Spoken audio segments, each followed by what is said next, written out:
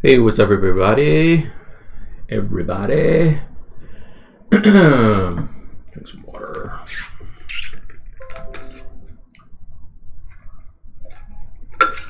How's everybody doing? Got my stream on. I got my chat on. Okay. I think I'm on. Somebody shoot me a message. Let me know that we are good to go here.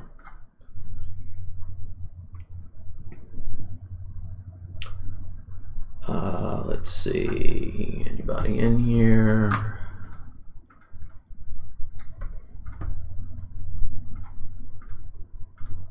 I think. Oops. Yeah, I think we're good. I think we are good. There you go. Jake is there. Hey, what's up, man? All right, cool. What's up, everybody? Let's get started. So, hey, attentive slug.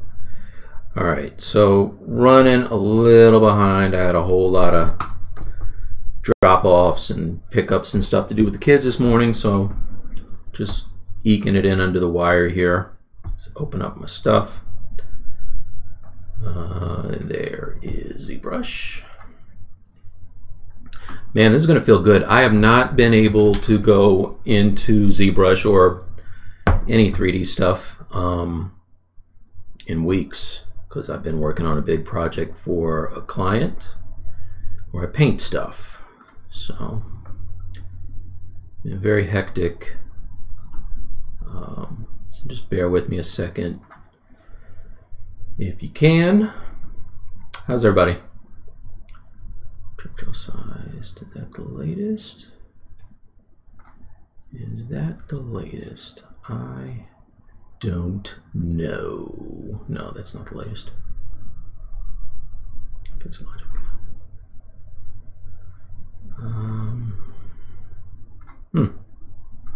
Maybe it is. Let's see.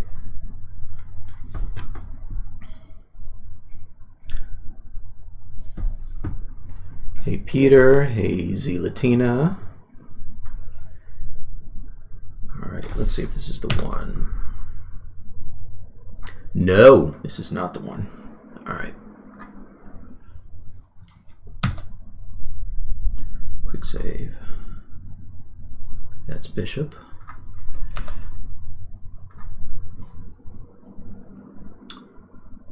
Pixel logic. All right, sorry about this, you guys.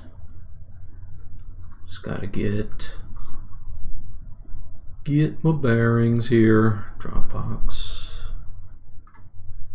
Trapjaw. There you go. I think this is it.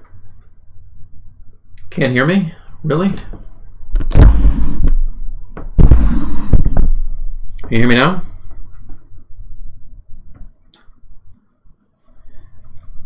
Just give me a thumbs up or down if you can. The mic should be working. Let's see. Snowball says it's working. Okay. Yep, good. Okay. Alrighty.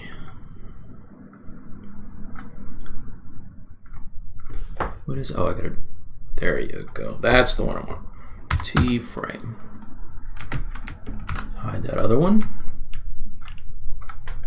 Alrighty, okay, so this is where we stopped last time, which is just my guy here. There's a few more things I want to do before I pose him, but I definitely want to pose him. Awesome, thanks, Breen. Let's see, okay, yeah, so I got my guy.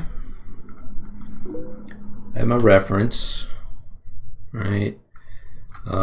There's some stuff that I want to do as far as the pose is concerned that, oh, there's something I want to get. Hold on one second here. Let's see.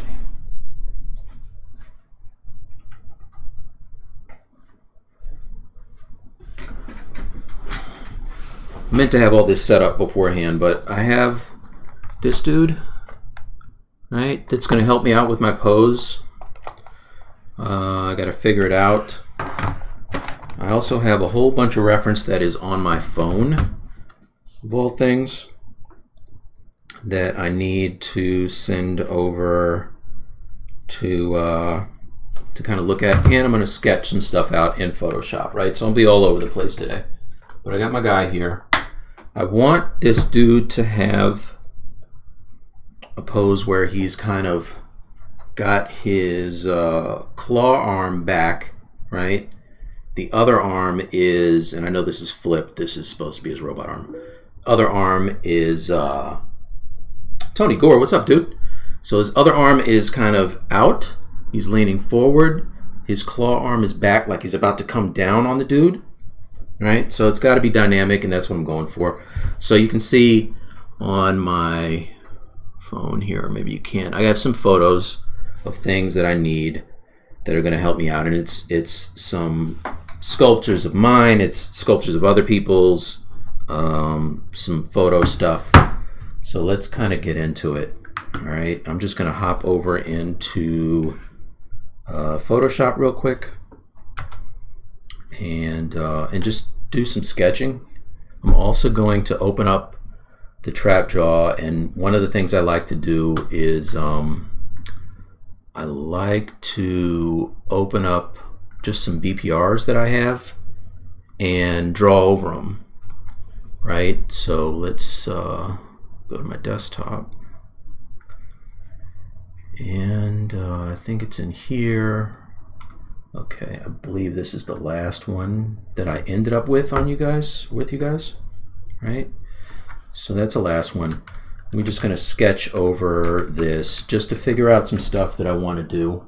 So first thing I got to do is put on my handy dandy Cintiq glove,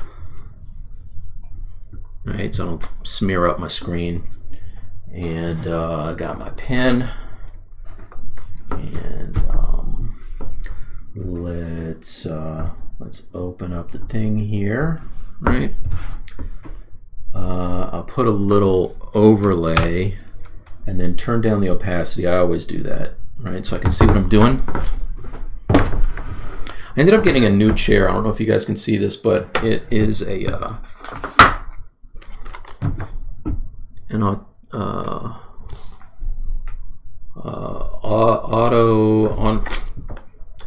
it's an ergo chair by Autonomous, right? Because I had an Office Depot chair forever, and my back has been hurting a lot because I've been working on this project nonstop all day. I'm rambling today, you guys. I haven't talked to you in like 2 weeks, so relax. Everybody calm down. Let's all calm down. I'm gonna have a sip of water. All right, Hannibal, what's up, man? Yeah, but the chair I had, I ended up having to replace those things every 2 years, so I ponied up a little bit of money and got a good chair. And I'll let you know how that goes. Right now I'm liking it. All right, so just going to make a new layer. Tomas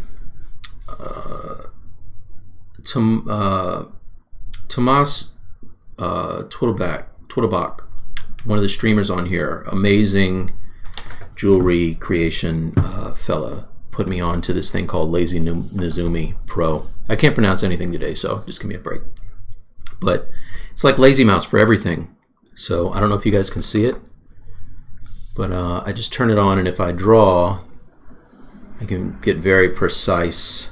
There's a string that I have on here, kind of like Lazy Mouse in ZBrush, and it's really dope. It's pretty cheap too, but it allows me to get some really precise lines, and I've been using that for everything lately. So for this guy, one of the things I think I'm going to do here is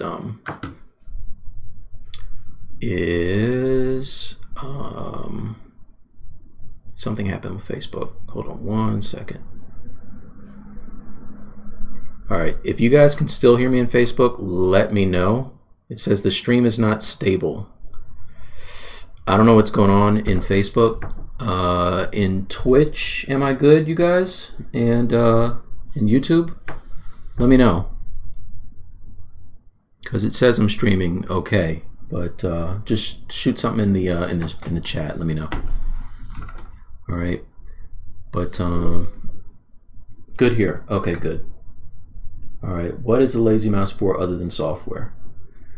Well, I mean, you have lazy mouse for ZBrush, right? But wouldn't it be great to have it for all your other software? So, you know, like when you're painting, if you're painting really precise lines, I can turn this thing on, and like if I turn it off and I try to draw a straight line, you know, it's pretty good, right? What's up, side effects? But if I turn this thing on and I drag it, it's better, right? Not so shaky. So, Joanne, I can hear you now. I had to close my browser. Okay, cool, cool, cool. YouTube sounded great. Awesome, awesome, awesome. Okay. Yeah, so with this thing, you know, I can change the length of the string and get like really precise lines. Let me turn up my, you know, it's pretty dope, especially if you're like an inker or something. This thing is great. So anyway, it's Lazy Nezumi, and I think it's, I want to say it's like 18, 20 bucks, something like that. I'll just type it in here. Let's see, log in to reply. Oops, I'm drawing in my thing. Connect. Connect. Sorry, you got to do stuff here. Connect on that. Yes, allow. All right, those are connected. So now I should be able to allow access. God, man. Now can I type? All right, cool. So it's Lazy Nezumi Pro, and I think they have a demo you can try, but it's pretty sweet. Okay, so that's that. Go back to Facebook. What do you think about the Cintiq Pro 32? I love it. I love it. It's very dope. All right, so let's see. All right, so I got my thing here, right? I have my tapering on. So now some of the stuff I was thinking about for this guy, obviously, right? He's got, if I look at my reference, bring over Pure Ref here, and I'll put it, see, I'm juggling real estate. Let's put it here. Let's put this. Can I move this? Come on, dude. Okay, let's put this here, right? Down here so you can still see it. Yes. Okay, put this here. And if I look at my reference, he is, where's the old school? Old school. All right, here it is. Let me get a sip of water.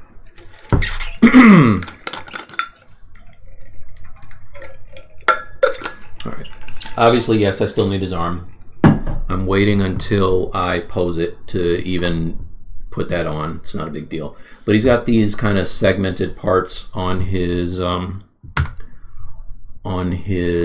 pant things here, right? So like these kind of a deal, right? So I got to do that, obviously. Okay. I saw a picture, and those are kind of puffy, right? So they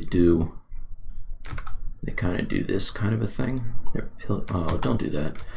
I don't know why Photoshop does this thing now where sometimes it lags when I draw. Like, did you see that? I can draw a stroke. Like, that's unacceptable. I don't know what that's all about. But like, especially when I have a deadline and it does this thing where it, look at that. That really sucks. I don't know if that's a Windows thing, a Photoshop thing, or a Wacom thing. But whatever it is, I don't like it.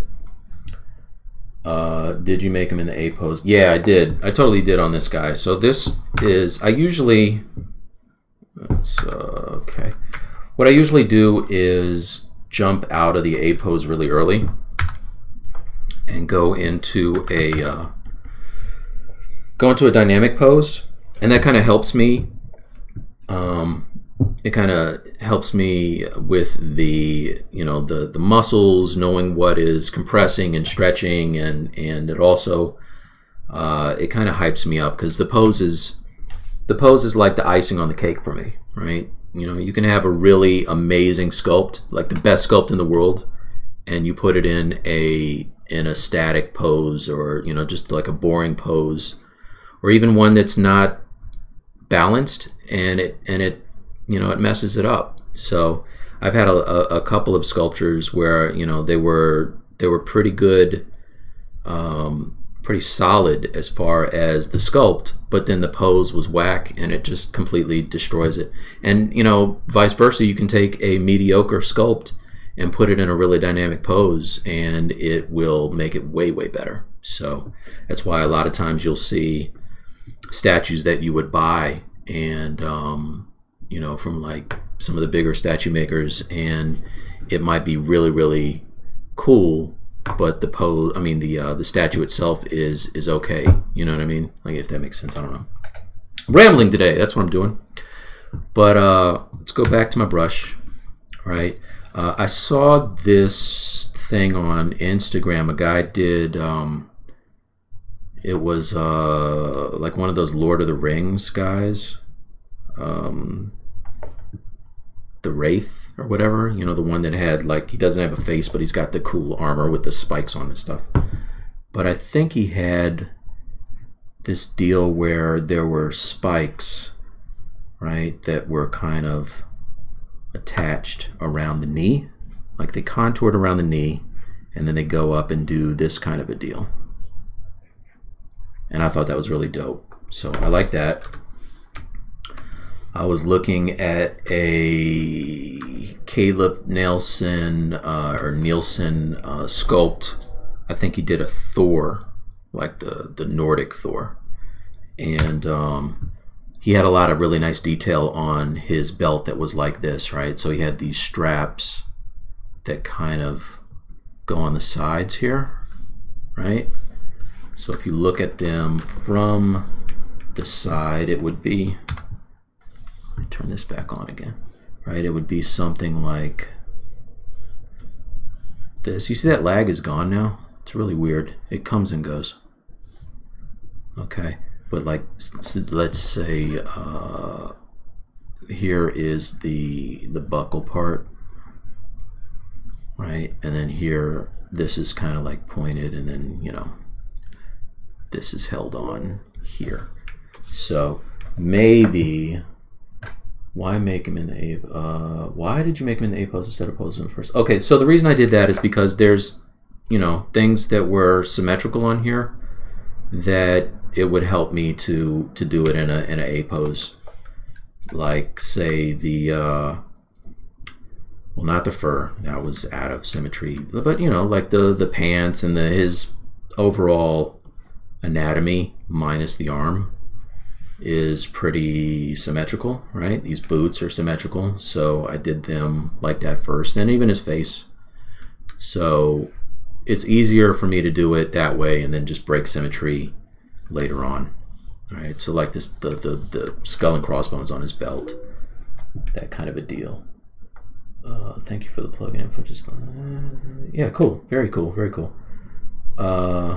Might be, Joanne, could be a lag in a Windows thing. All right, so the other thing I noticed is, you know, obviously we got to make this skull look more badass, so he needs teeth, right? Put some teeth in here. I do this a lot. Like, I'll stop posing, go into Photoshop, sketch, and you can see the name of my thing is like illustration by way of sculpture. Sometimes that's really the inverse. You know, it's sculpture by way of illustration lately. So I will do a lot of back and forth, right? So this is puffy, puffy, puffy, puffy. This is puffy, right? Got to do that. I know that I want to have stitching on here, but what I was thinking could be cool is maybe it has, like, you know, something like this on it. Or not, I don't know. Oops, D. Okay, so, or even, I don't know, somewhere I'm going to use this cross stitch because I think it's pretty cool, but I don't think that's the place for it. So maybe the top has like this kind of a thing going on. I want this piece to be a lot more heavy in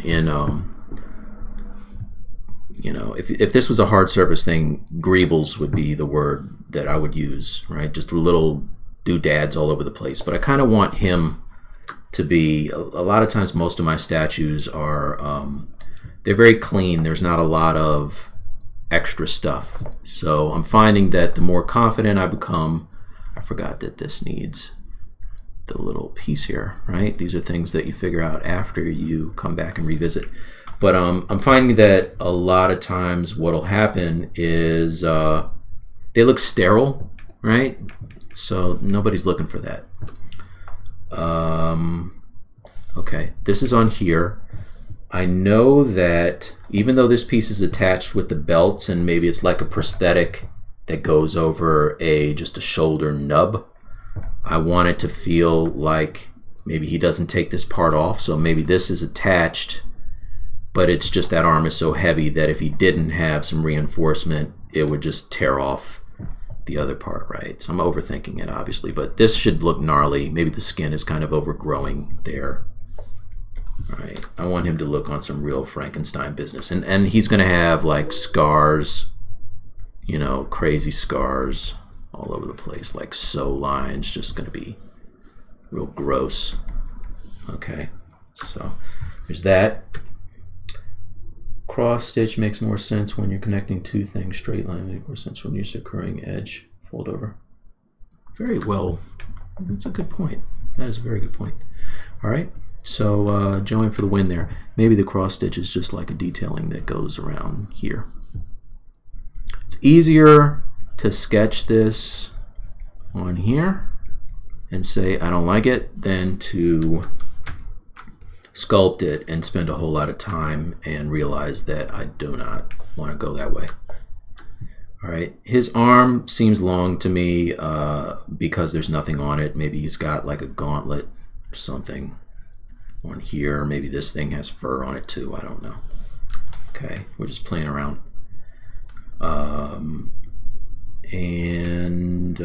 The main thing though is I do want to address this belt. I want to figure out what's going on with these hip waiter type things that I made with him for him, because they don't make a whole lot of sense right now.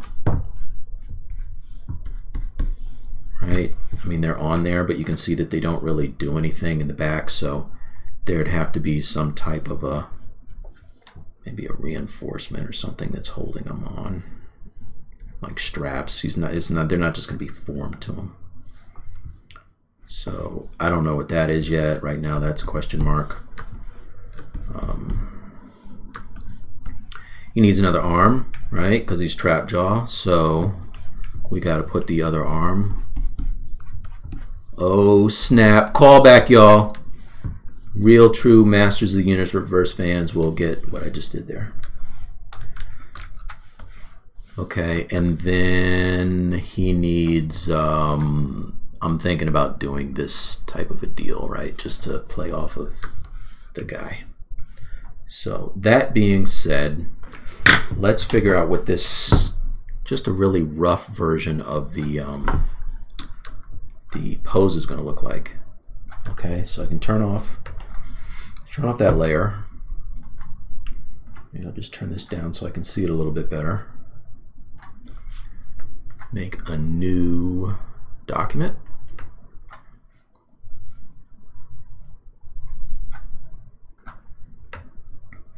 That's not the size I wanted at all. Image size, canvas size. Let's say 12 by 12.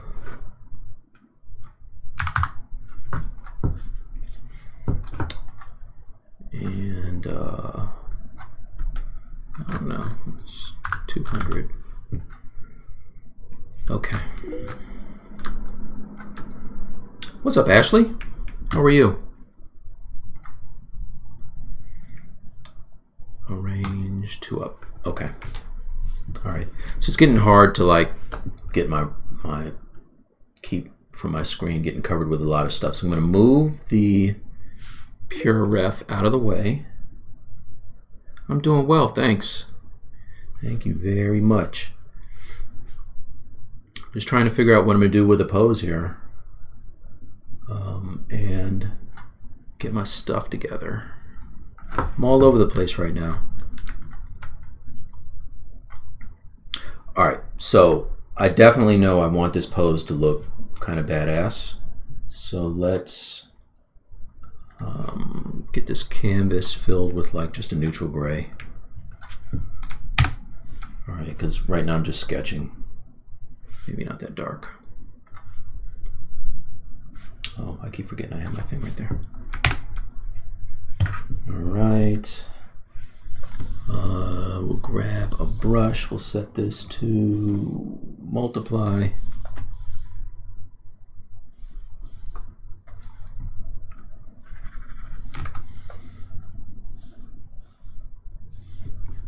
Alright, and this is just a basic brush.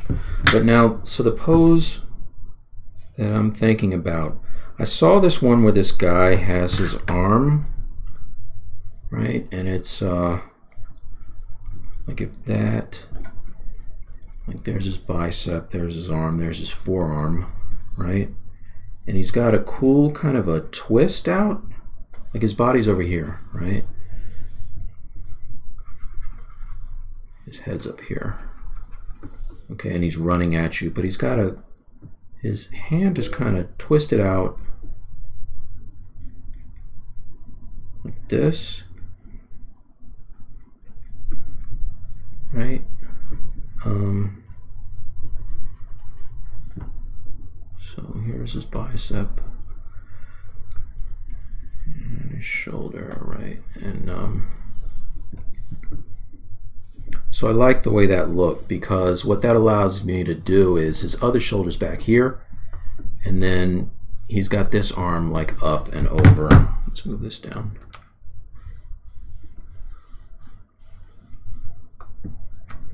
All right, so this back behind, and maybe this is his hook, right?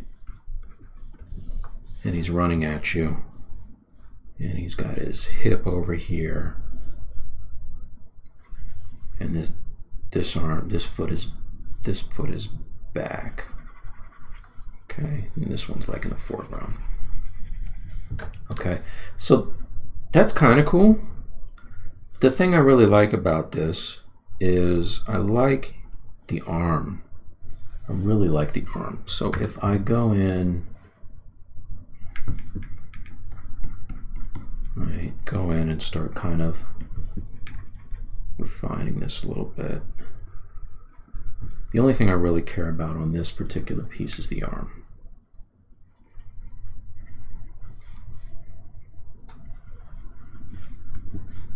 Okay.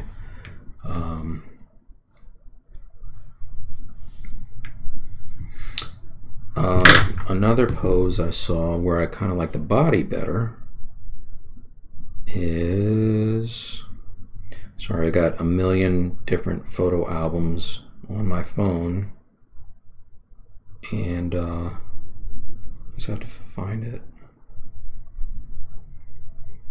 Anytime I find anything I really like on any of the social media, Instagram or, you know, Facebook or any of that, I just save it, and more often than not I'm on my phone, so it saves it to just a random folder.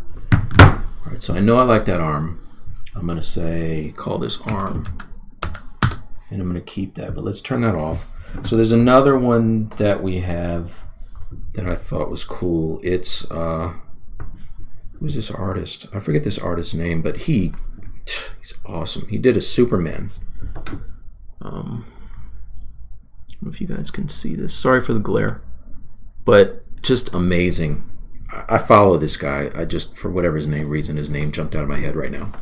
Anybody know? You're gonna rig? No, I'm not gonna rig it. What's up, Lance? Not gonna rig it. I'm just gonna pose it in Transpose Master. So, but the thing I like about this guy, right, this is appropriate that this guy is kind of a Frankenstein kind of character, because I'm going to be Frankensteining his pose. Brush. Come on, man, brush. What is this doing anything? Oh, multiply. There you go. All right, so with this guy, he's got his thigh up, right? And then, you know, the calf is back. The foot is kind of bent on a rock. Okay, so that's that leg. And then his other leg is it's kind of down this way. Right, and there's a cool kind of a bow to it. Like that, right? He's up on a rock. Okay. So the thing I like about this guy, A, is the placement of the legs, but also I like what's going on the front of Trap Jaw, and I don't want him bent over so his back is more visible than his front, right? I want his back to be kind of bowed back. Okay, and then this is his hook arm. This hook arm is look at myself in the thing. So the hook arm is back like he's about to strike, right?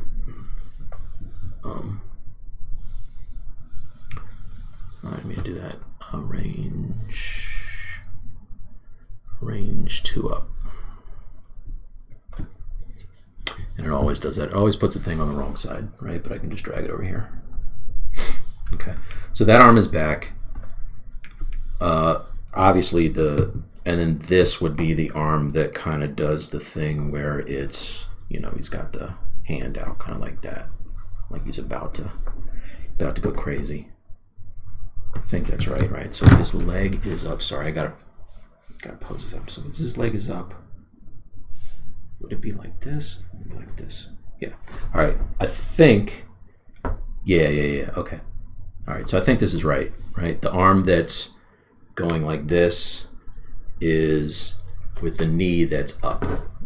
And this is. I'm sorry, man. I gotta think about all these things because. And arm, not am. They don't spell so good, you guys. Brush arm. Okay, and this is hook arm.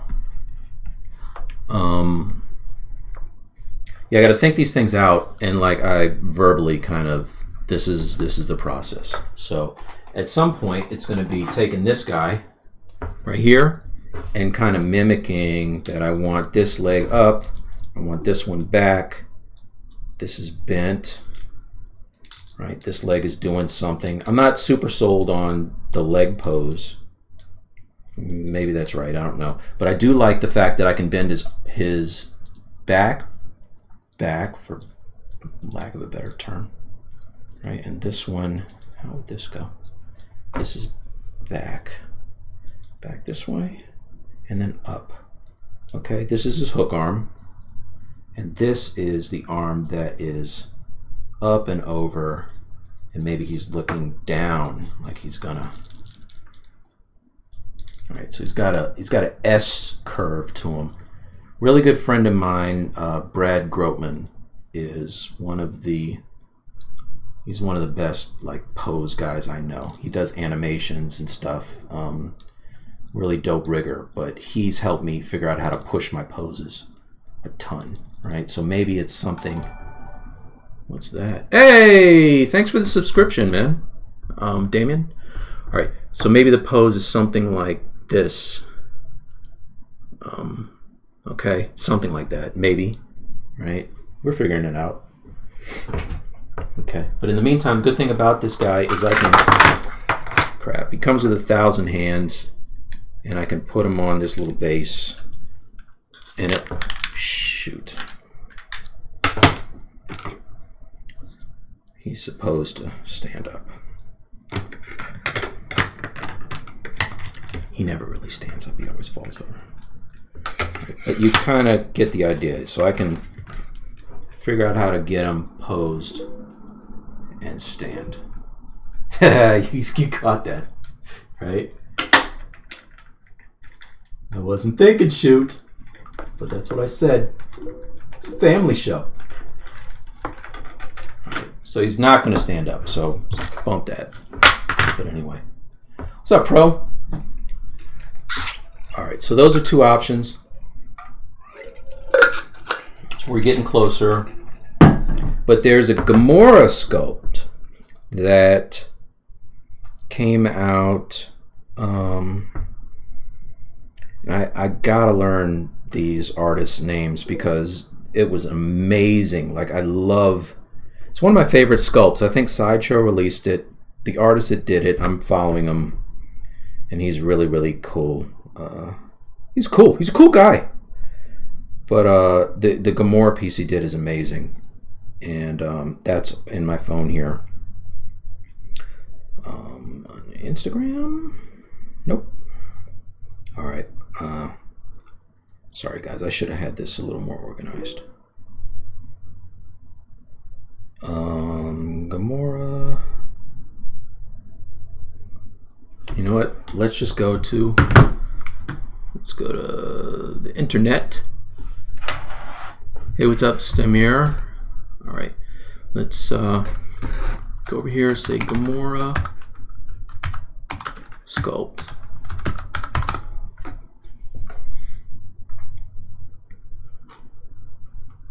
Okay, it's this one. All right, it's this one. So, can I see it big? Yeah. Oh, damn, Pro for the win. All right, yeah.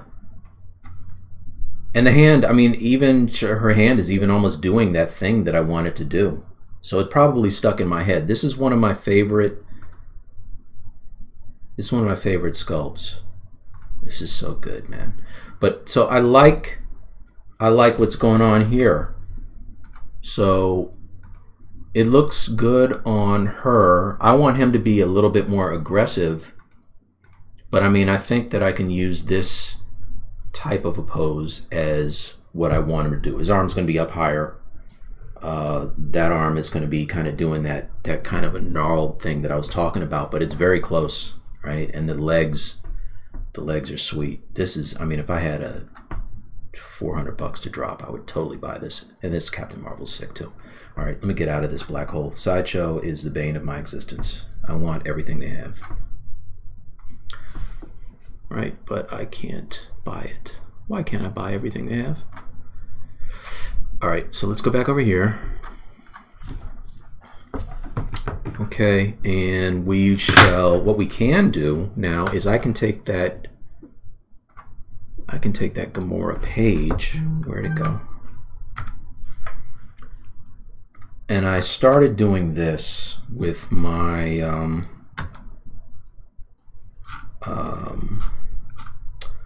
PureRef. I started just grabbing everything, like looting pages and building reference for it. So now what I can do that's really great is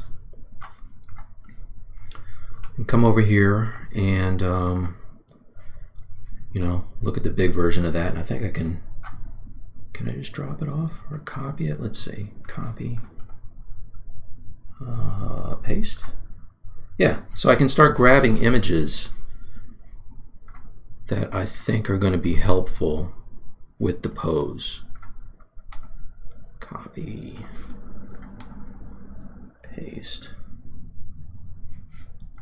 Right, and I've done this for I've done this for a few of the statues that I really think are just going to help out with, you know, pose and information as far as costume design, things like that.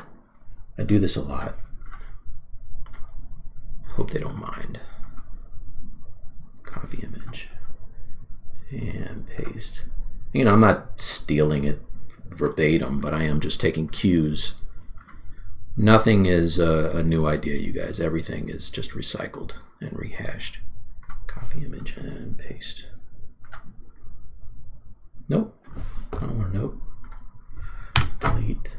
What is that? Get out of here. Paste. Okay. So once you get a few of these, ooh, that's nice. Copy image and paste. All right. Once you get a few of these, then you can, yeah, try the drag and drop. It when you're on their page, you can't do that, right? They're smart about that. If I was looking at it on the Google page, I could totally just drag and drop, but you can't. All right, so now I can just select them all and I can organize them, arrange, and it'll just kind of organize them for me, right? And I can zoom in and zoom out. So I tell you all that to tell you this. I did that with this board, right? And I'll call this, save as, I'll call this Gamora. Okay, Gamora. Right, so this one's pretty good. There's a Batman on here. I'm getting into the weeds, but I might use parts of that. So let me open it anyway. There is a Batman that this artist is ridiculous, right? Clearly the best. Ah, dude, seriously? Okay, I must have moved some of these. I did. I put them in a folder. I shouldn't have done that. Okay, but anyway, it's this Batman here. You gotta, if you're gonna use the pure ref thing, you gotta make sure that you don't move the images around later. It won't be able to find them. Okay, Mike TRs. You've seen the word? Yeah, absolutely. Yeah, XM is crazy. XM Prime 1 Sideshow Kotobukiya. Right. A lot of people doing great stuff, but I look at that all the time, right? And it really helps me out. So even you can see I wasn't going for it, right? But the thing I have going on in my pants looks a little bit like what's going on in what he has here. And I like that, right?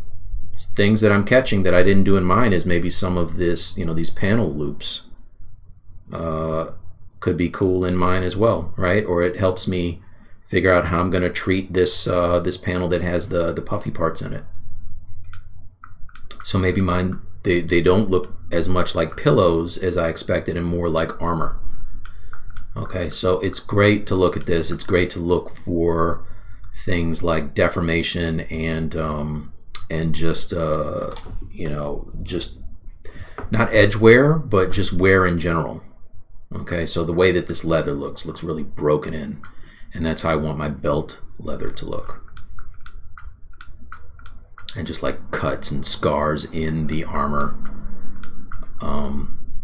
The details in this stuff is just so good, right? Even the base, that's, you know, bases are really difficult for me, so that's going to help out too. This is Martin Canal. Okay, amazing dude. Like props to this fella.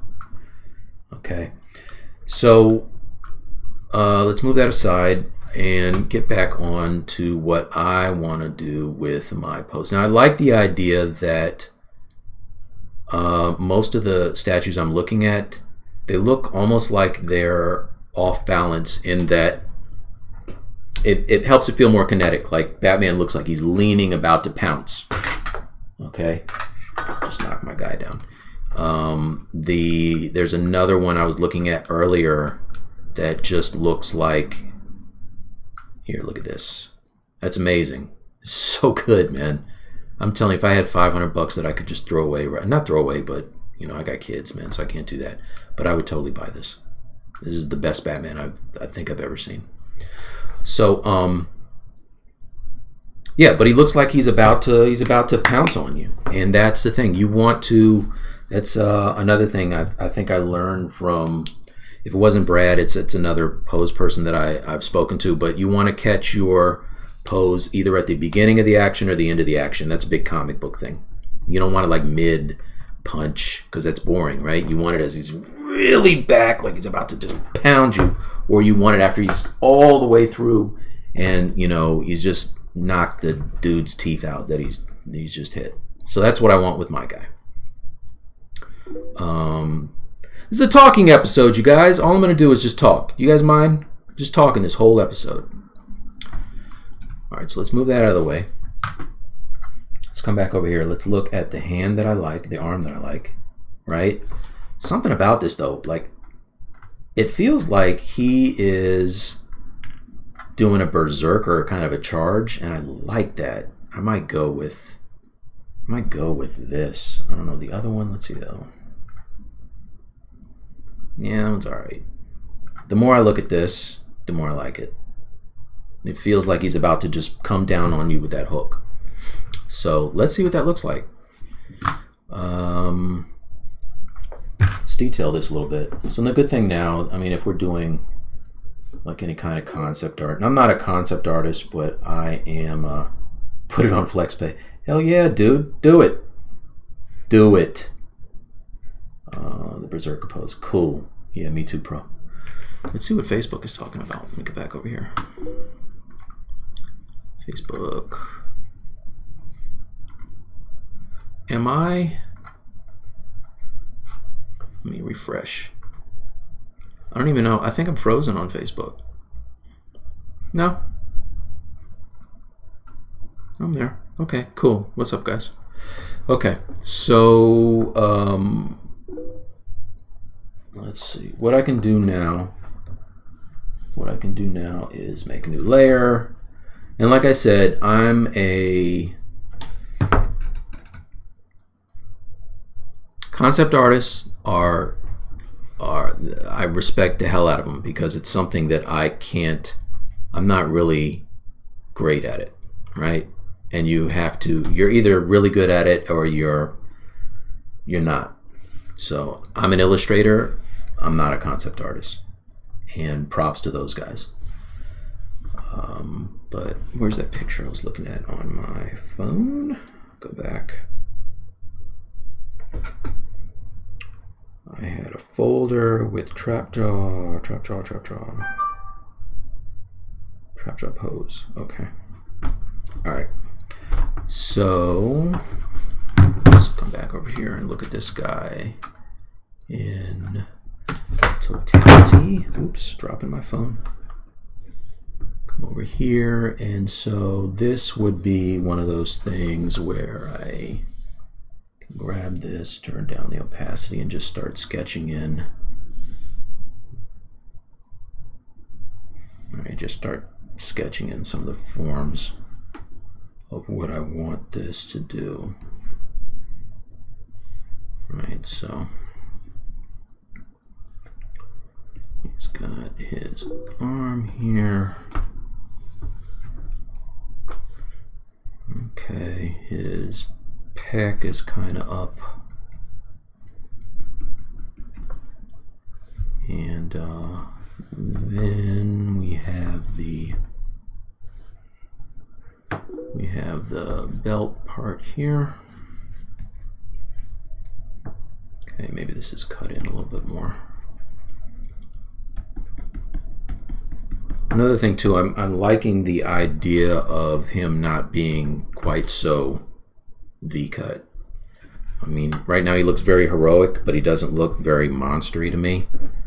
And he can look muscular and still have more of a barrel kind of a build. So I think I might revisit that in a little bit. Okay, but then we have, oops. Got his pants here. Let's kind of figure those out.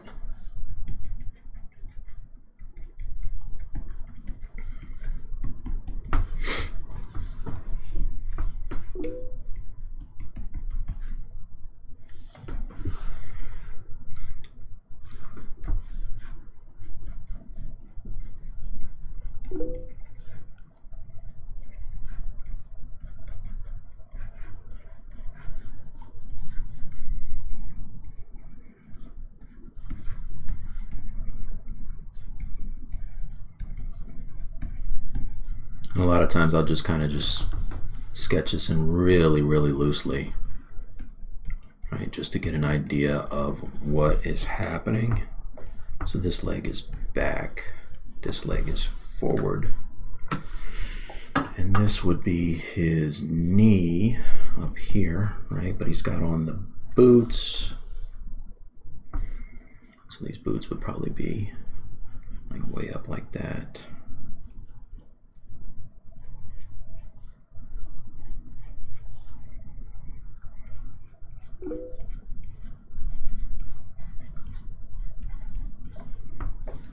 Okay, something like that.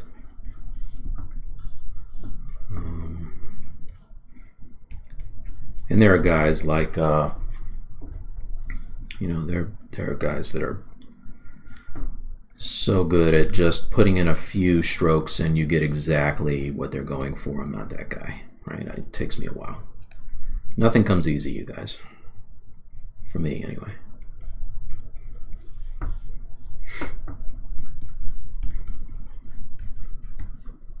Okay, and his other boot would probably be like, that's the top of it, and then here is here's his foot, and then this is, like I said, his this is this thing, and his hip is up here. Okay, something like that. And then the head, it's got his head bent back, so his eyes would probably be like right there, and his mouth is open, and his jaw is like right there.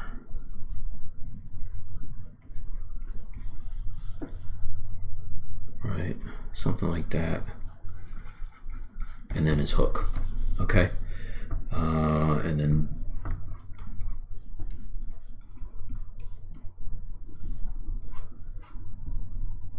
it's kind of doing one of these things. And there's this. All right, what's going on here? Let's see. Hey, what's up, Chris? Checking out your ArtStation, Mike. Love the Hulk. So, hey, thank you. Thank you. Rotate scope. Yeah, all right, awesome. Okay. Can I move this up and down? I have this thing set up so I got to press a button and then I can, there you go. Okay, cool. Tom Hanks would be proud?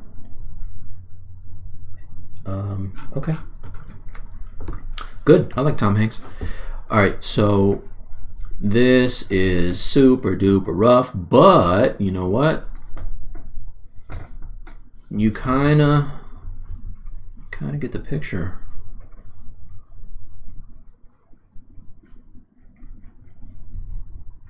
I just really like this. The hand is like the whole, it's a selling point for me, right?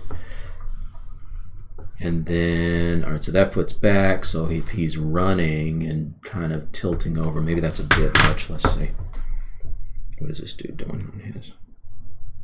Yeah, maybe it's a little much. All right, but now, so if I go with something like that, then what I can do is, I think I have a hand that's like that. This guy is really cool because he comes with like all these different hands. If you guys can see these.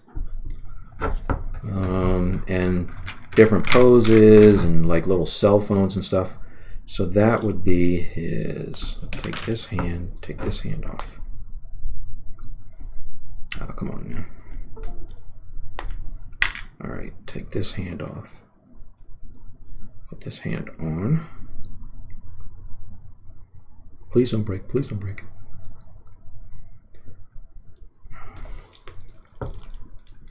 All right, okay, put this hand on. This arm down. He kind of can do this, right? This is back, this is up. The shoulder is like this. Wait. Yeah, see, like you kind of can get this. This leg is back. This one's forward and it's running. Like, west side? Sorry. Let's put this one back. And then he's twisted. Okay. Yeah, this is the body Chan guy. Oh, damn it. Sometimes you realize you can only bend so far.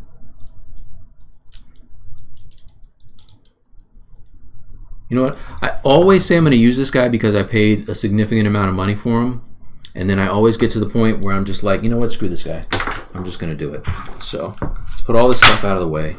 He is very helpful, but my stand won't make him stand up. So I'm just gonna save this and go. There's the jaw. Do I choose? Oh, no worries. Yeah, no, I choose whatever I want to do. I do what I want. Yeah, Pixelogic, it doesn't really care as long as it's something that's you know, going to help people out and isn't offensive. I don't think they really care.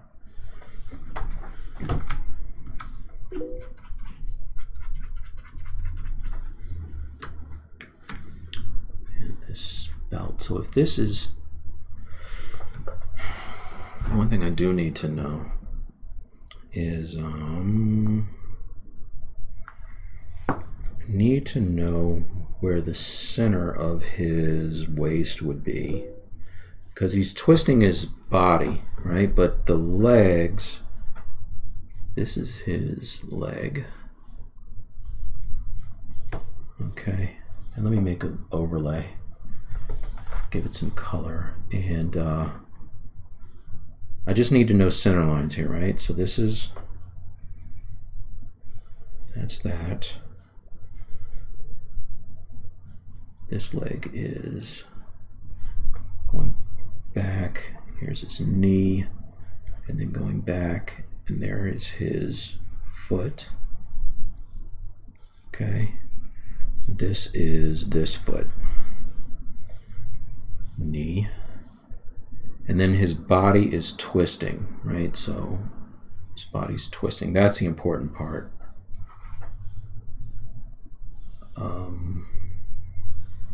So it's twisting that way. I just want to make sure that when I'm doing this, I have everything right. And I think his head really, I'm being honest. Let's see.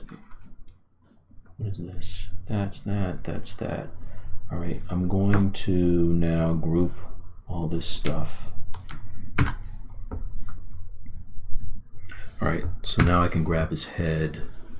These are things that are definitely going to help out later on. Copy and paste. His head really is up like this, and then, oops, and then it kind of is more rotated this way. Like that. Okay, but he's looking more that direction. So if I'm going back to my center line now, here's his head right here, and his shoulder is here, bicep. Okay, and then this arm back and like that.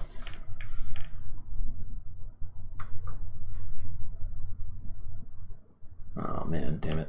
Wait a minute. Alright, I didn't mean to draw on his head there, but we'll just leave it all on. Okay, and now I can use this as my reference for the pose.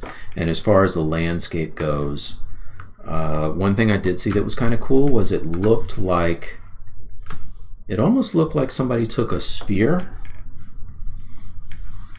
Right, so if this is the sphere, and then say you chop it and get rid of the top part. Okay, now imagine this sphere was actually stones, like different color, different size kind of stones or whatever, right? Where it almost looks like a bowl of stones, right? Something like this. And then he is in it. So it almost looks like the stones are kind of conforming up and around to him. It looks super dynamic. Like, I don't know why they would be doing that, but it looked cool. So I think I might do something like that. I don't know yet. All right, I'm not going to commit to the base yet. Base is always last because it's hardest for me. But for now, I do like this. So I'm going to save. Let's hide the bowl. Let's actually make this, what size is it? Image size. Say okay, let's save this as a JPEG.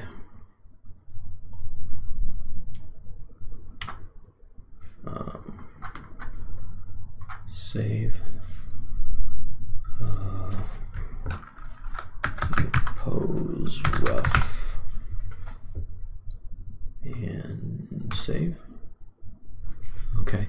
The whole point of this is I want, when it's done, I want him to feel as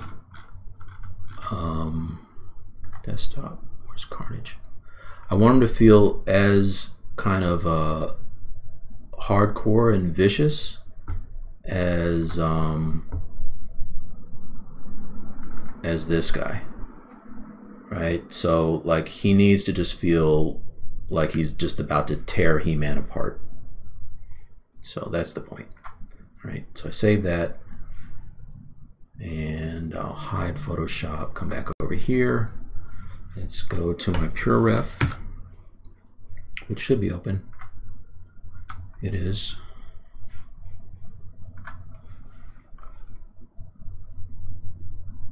Let's make this bigger and import. Actually, not import, just drag and drop. Let me hide this. Desktop, and let's drag and drop him right on here.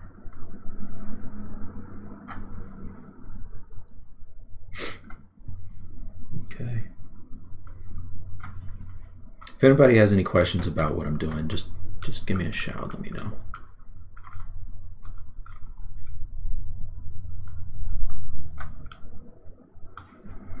Okay, so now we can get this out of here. I don't need that. I can go back to ZBrush. I can take my guy. Posable does give you a better idea. Yeah, it does. You know what though? I have a better time with like these guys. They're more sturdy. Like obviously they don't have as many points of articulation, but they're just way easier to pose. Also, how dope does he look? All right. Anyway, I got a lot of toys. So so now I can come over here and before I get into the pose, I do want to see what that thing looks like that I was talking about with the let's go back to the sketch. Photoshop. Let's go back to my sketch with my overlay. Yeah, hell yeah, War Machine. Okay, and then turn on the drawing. All right, so now I can save this thing too. Let's just save it. And there's things on here I like, there's things on here I don't like, but it doesn't matter. I don't have to use everything. It's a sketch. Export.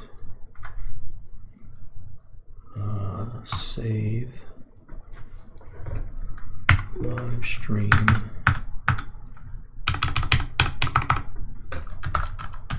Sketch.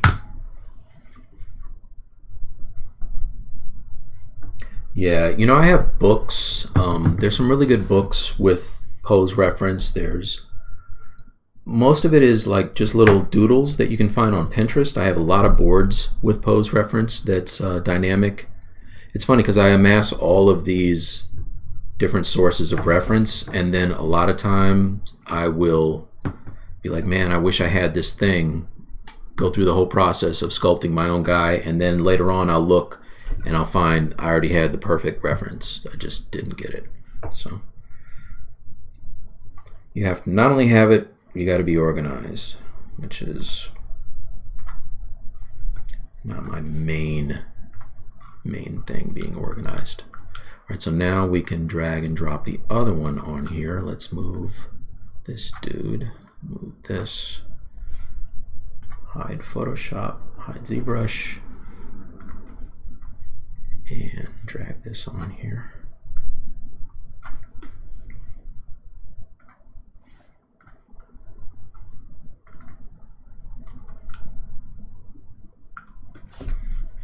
Okay, so let's quickly just see what it looks like.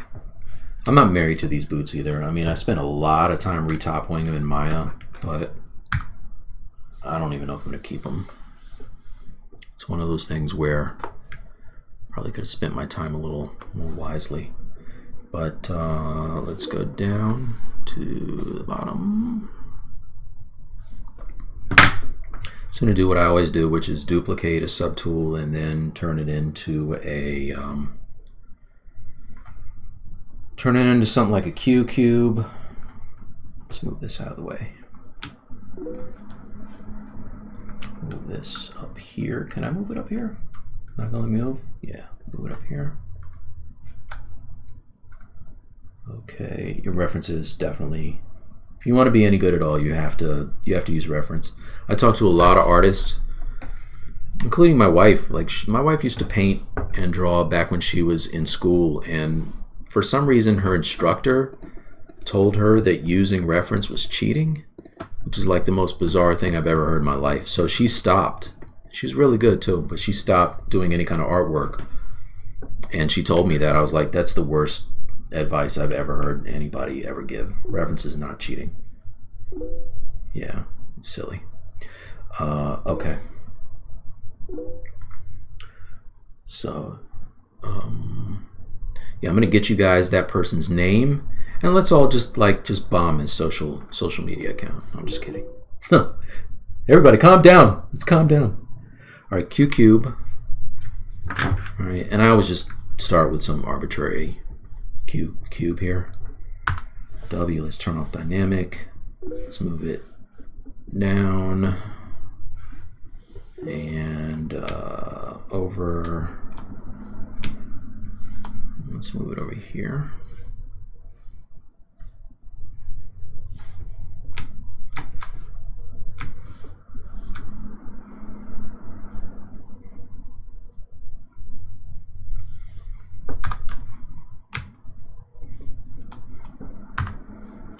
And I'm just going to build this spiky thing that I drew in the picture here. So let's turn on, let's solo it. Makes things a little easier.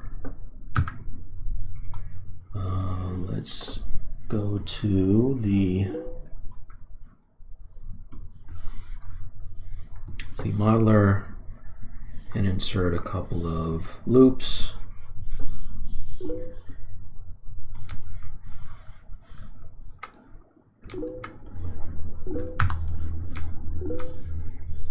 Scale that down.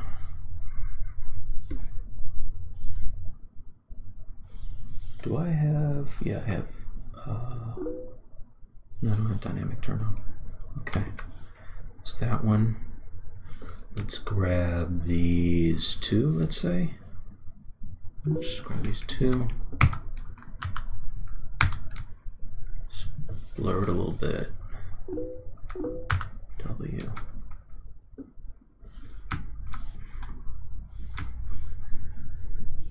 Scale that down.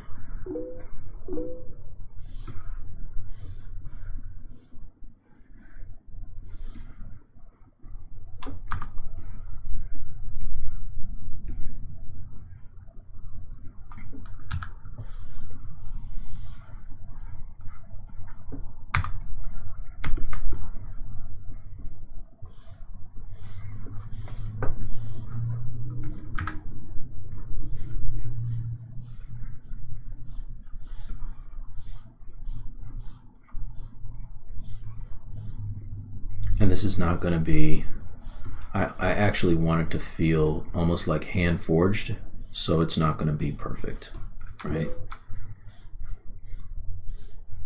Started watching a show, not started, I've been watching every season actually, but there's a show that comes on History Channel called Forged in Fire. If you guys haven't watched that.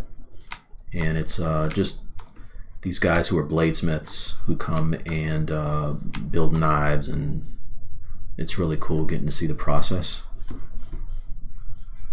I'm on this thing where any show that has any kind of creative slant to it on television, I'll watch it. So Face Off, doesn't matter what it is, you know, anything where they give artists props and do like a contest thing, I'll watch it. And you know, while I don't see myself learning how to make my own weapons anytime soon, unless shit goes down, which, you know, might happen. But you guys know what I'm talking about. I'll watch the show. So I like it. And it would probably be pretty cool making your own knife or something, you know, actually be pretty dope.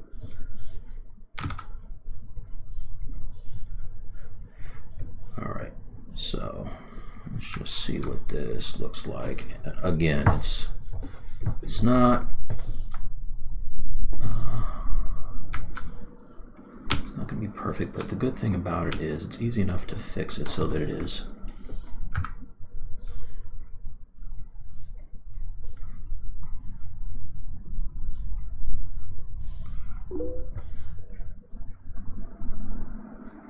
And I just want it to kind of conform to the shape of this.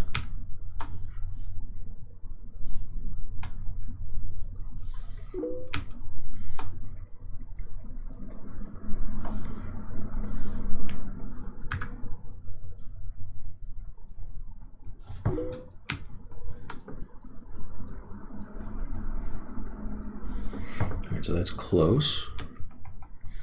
Right. When I subdivide, I can start getting it to look a little more.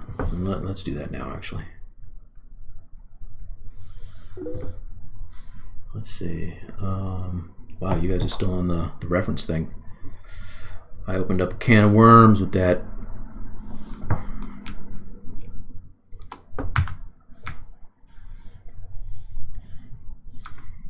Just kind of move this back.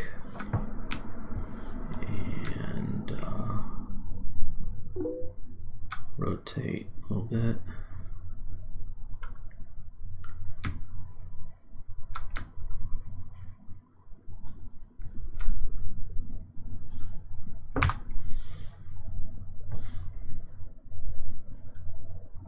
Okay, just divide it up a little bit and just kind of start getting them. Maybe this thing is not even, maybe it's not metal, right? I mean, the boots are all metal. Maybe this is like bone or something, which would be kind of cool.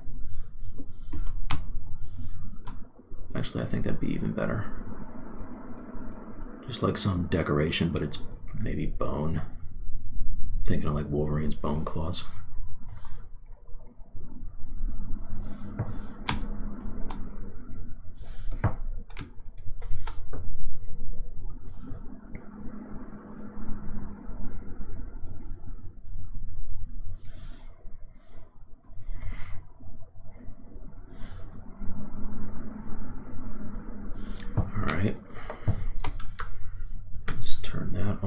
And now I can duplicate. Center, oops. What am I doing?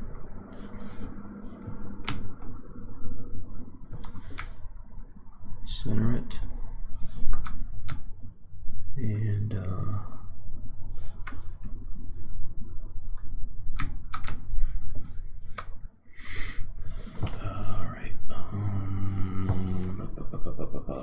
let's delete lower. It's only 642 points. It's not a big deal.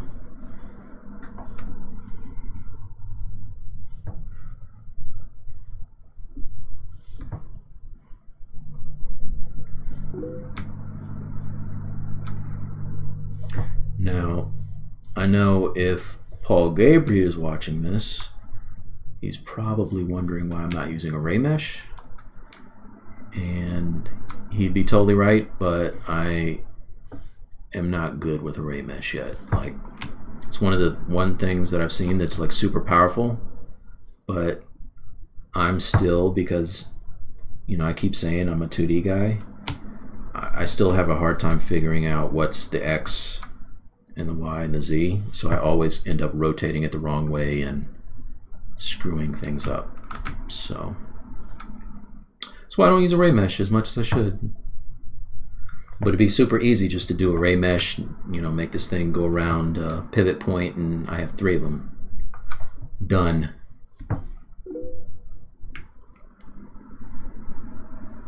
Oh, it's array mesh. It's you make arrays of you know, different subtools, so you can make these really super complex shapes out of really simple ones by multiplying them and then rotating them around different points and spiraling them. All kinds of really cool stuff.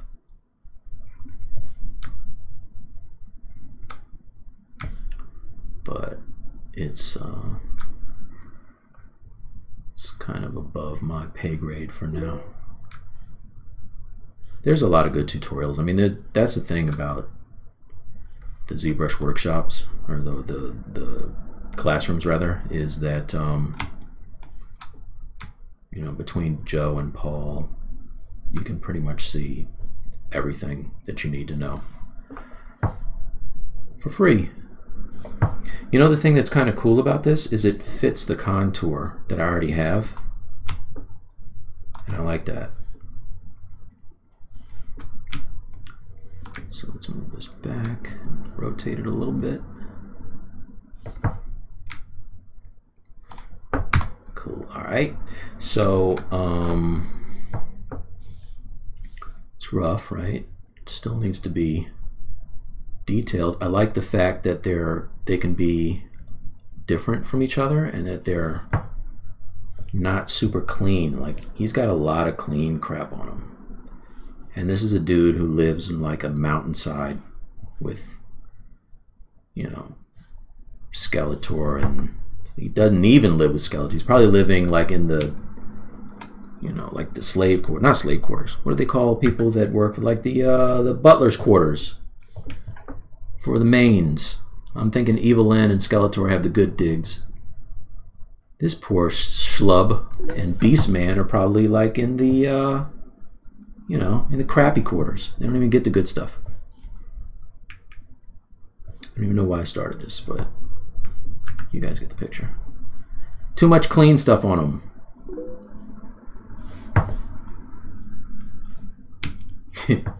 Yeah, definitely. All right. They have their own version of like a man-at-arms guy, I'm sure. All right, so then there would be a strap or something that holds this in place, but let's see what we have here. All right, it's actually not bad because it ties in the skull on his belt. But what I would like to see is, let's grab this one, and I would like to see it a little more out like that, like the drawing.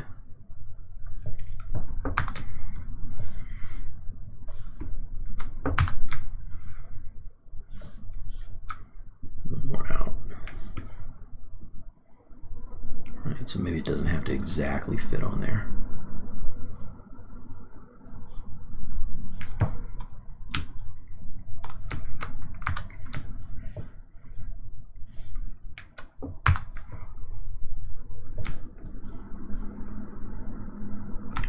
Come on, dude. Why is he doing that?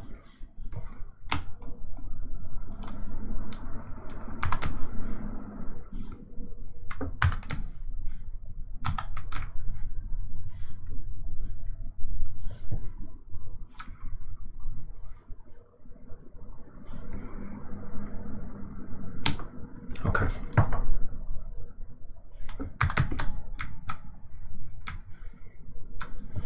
All right, so then I can just mirror and weld.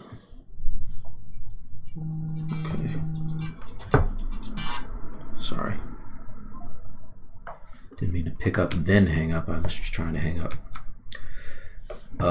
Okay.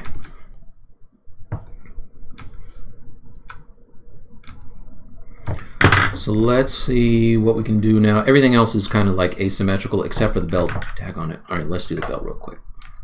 Oh my God, dude, no.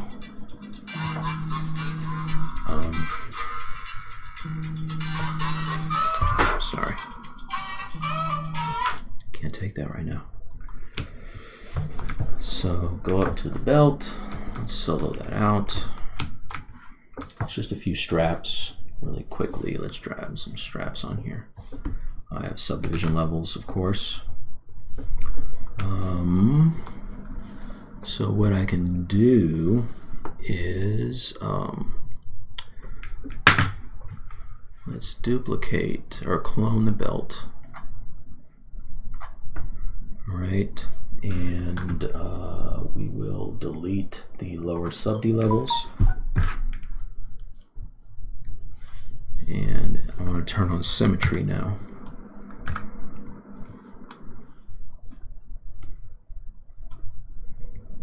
Okay, not so thick.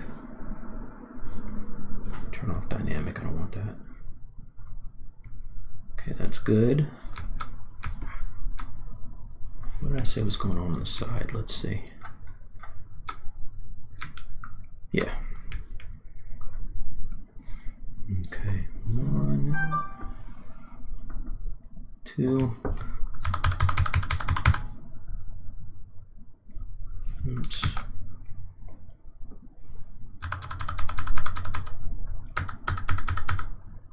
Right? All right. On my Mac, I had it set up where if I press 6, it would kind of remove the kink and soften out the arc. I'm not sure why, but it's not doing it here.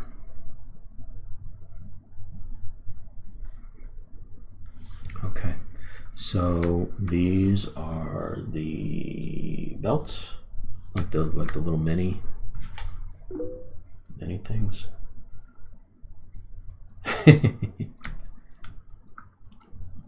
Take pride in that ringtone. Come on, why won't this move? There's a key. Let me cut this off. There's a thing on here in the preferences that makes it so that I have to press command to move. I don't want that. I just want to be able to move it. Seriously? Settings.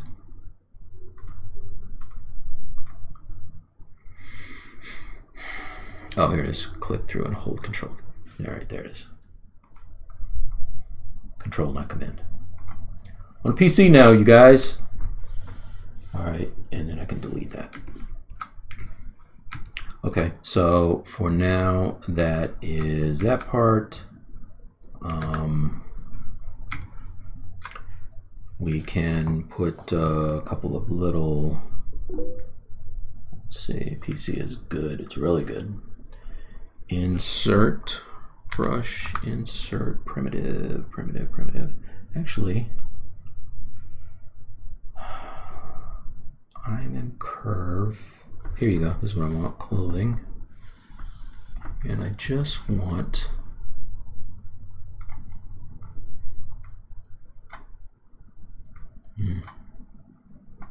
all right, I mean, this is kind of, why did that come back? Go away. I mean, I kind of want this one, I guess. Yeah. That's not bad. Let's move that in.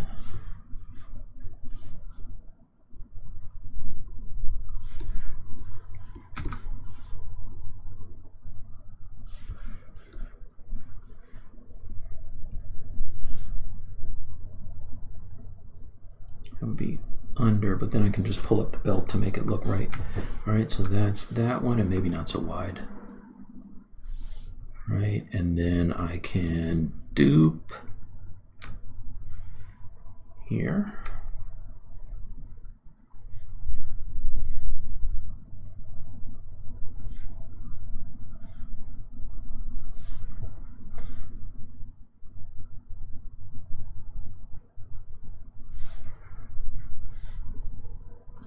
Okay. So that's that. Let's make this belt look more like a belt, not just a strappy thing. Select, oops. Over here, all these are on the same. They're all on the same subtool. So let's, okay, good. Let's split hidden. Split hidden. Yeah, good idea. Maybe save once in a while. Okay. I want these to do exactly the same thing. Also at the end, it's got these kind of poles, which are not good for me. So let's grab the ZModeler and delete those things. Delete single poly.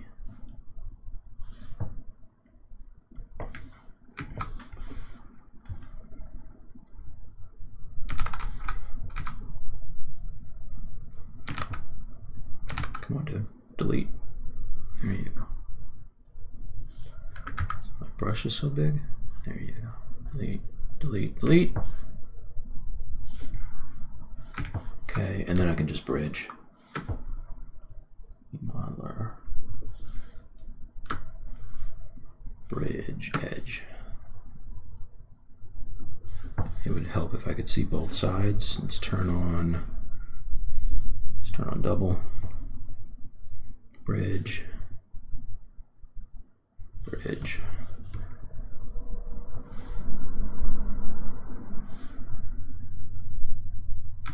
Okay. So that's cool for now. Let's add, insert some edges here. Okay, and then I want to polygroup them. Polygroup by polyloop.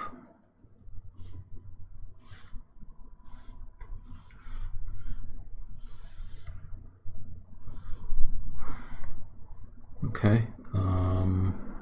Did I want the whole thing there? Let me undo what I just did. I just want actually let's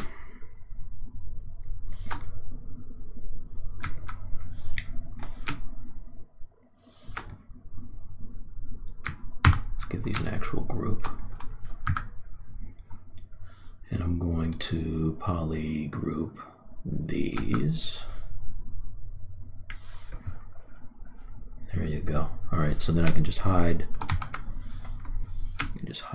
Come on, man. Hide this. Seriously? Okay, that's what I want. And group these. All right. Whole lot of work for that, but now the good thing about it is I can go and go back to my ZModeler and I can QMesh these out. Polygroup all, so they get an edge. Just make it a color I like. Let's make those a little more visible. Yeah, like that. Okay, let's see what they look like. Turn on dynamic.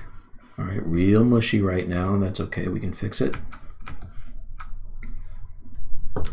Just add either some selective creasing or a few more edges, and I'm just going to add some edges.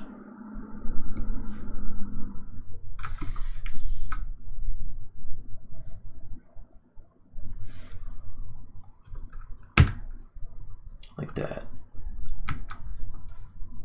Okay. All right. Yeah, as Bozeman, the ZModeler is great. I use it all the time, actually.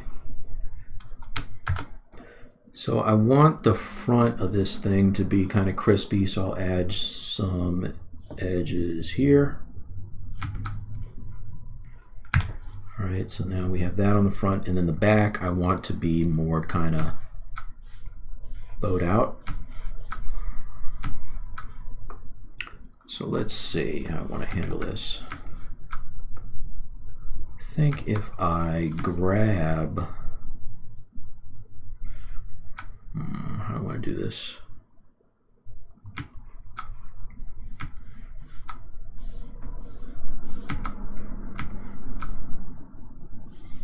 Let's grab the mask lasso. See, because I did the Q mesh before I shaped the end of this, it's going to be a little more difficult than I wanted it to be. But let's just see what happens if I just freehand it here.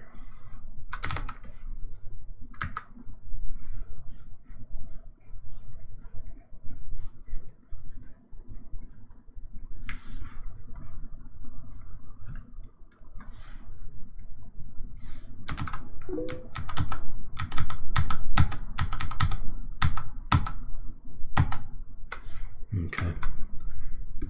You know what? I am not concerned with it right now.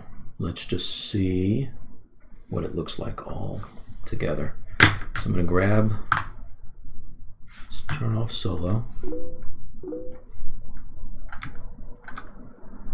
How did I round the corners?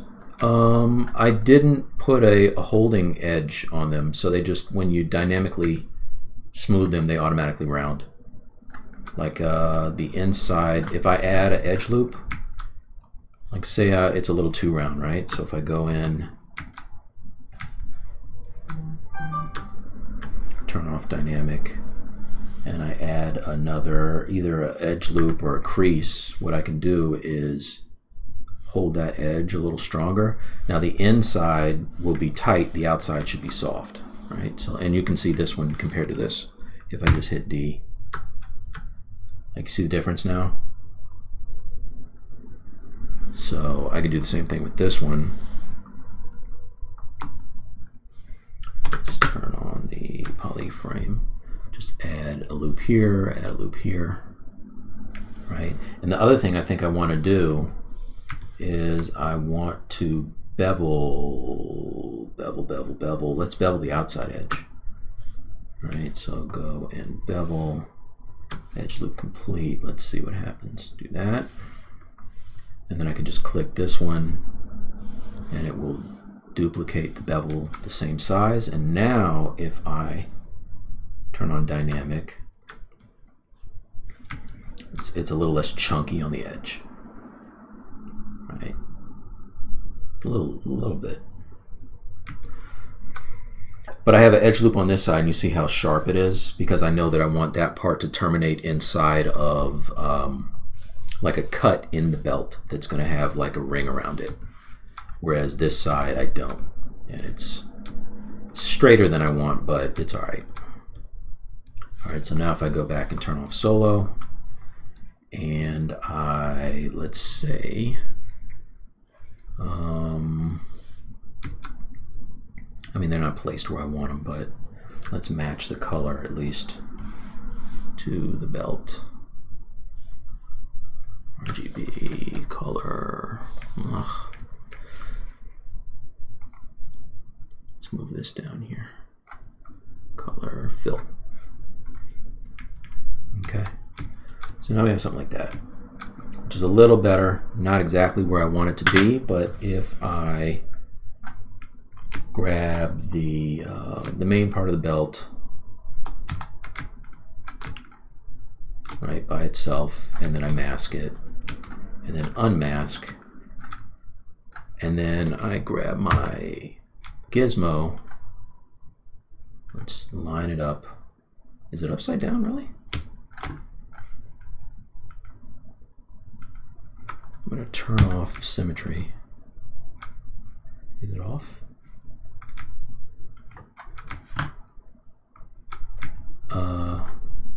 Go back to the straps. Okay, no, it's not off. Okay. So now if I center it, okay, well, it's upside down. I did not know that. All right, so now if I turn on transpose all the subtools, and remember I have the belt masked, but not the straps, I can move them. And it moves across subtools. Okay, so that's kind of what I want. So now I can take, let's get out of that, do a quick save. A quick save. Save that.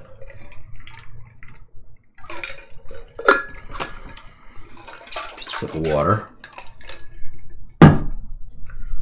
And go to my tool. I can grab the let's grab the buckles, isolate those. Okay, split hidden.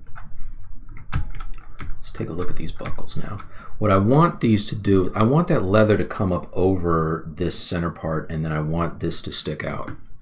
So again, I know I said I'd hop on the pose, but it's a whole lot easier to do this in symmetry than it is to do all of these steps after I pose him, or try to conform the shape of this.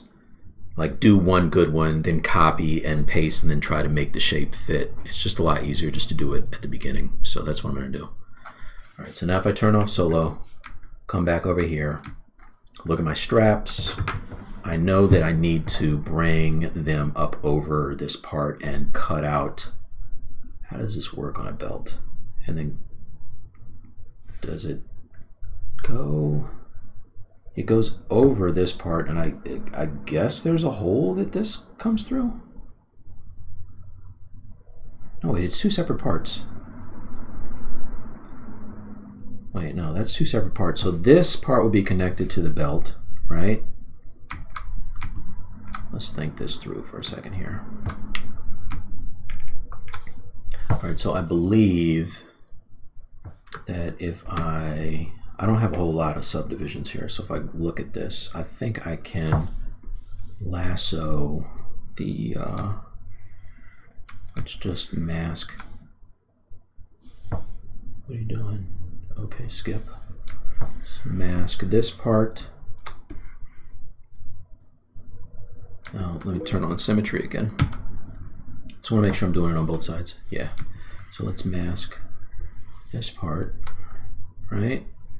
Bring back my gizmo, center it, kind of line it up the way that it's supposed to be, because right now it's not. And then I think what I can do is I can just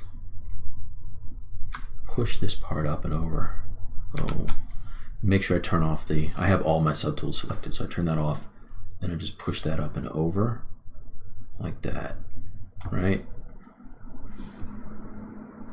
Something like that. And you know, is it perfect? No, but it's better. So now if we turn on the dynamic, you can see that it's coming up. It's coming up and over. Buckle is affixed to the strap being moderated. Yep, like that. Yeah. Yeah. All right. So it's not perfect, right? I mean, it's obviously I gotta put some thought into this. It's funny, you don't, or at least I don't think about the mechanics of something as simple as a belt, but they're there. All right, so I'm going to do the same thing to the other one. Grab this whole part, W, let's move this up, and it should be in somewhat the right place. And then move it up most of the way, and then I'm going to grab that center. Does this one have a center span? Yeah, it does. All right, and then I'm going to grab this span right here and push that up. like that. Okay, and it looks like the buckle might be a little bit over where I want it to be, so let's mask that.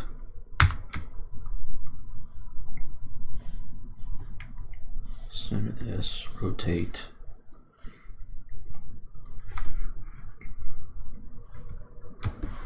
Oh, dude, come on.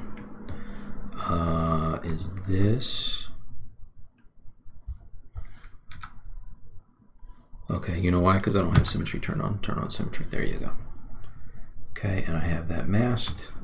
And that is kind of where I want it. And now I can just rotate a little bit.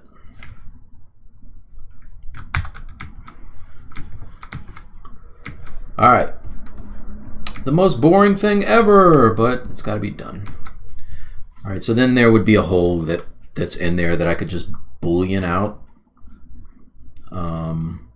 Might as well do that real quick.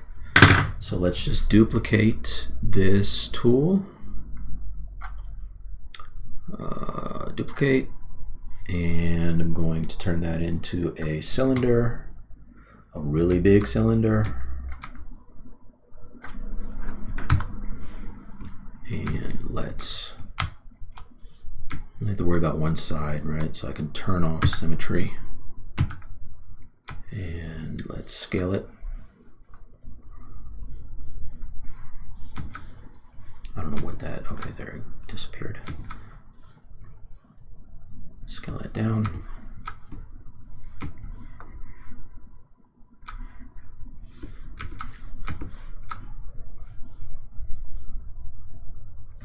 Maybe a little bit longer.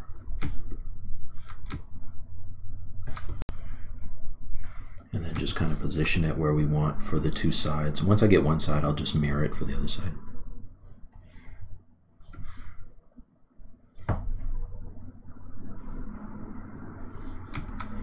Something like that. Maybe I'll make a few of them so I'll have some other holes in the thing, like the drawing.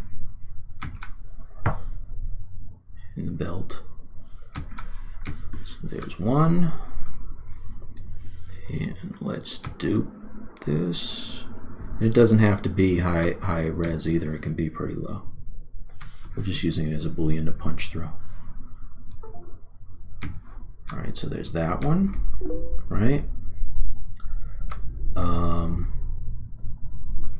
Okay, hold tight, I'll get to it. All right, so now I can copy these, kind of position them as well. Let's rotate them. Do they need to be rotated? No, actually don't look that bad. Maybe move them up.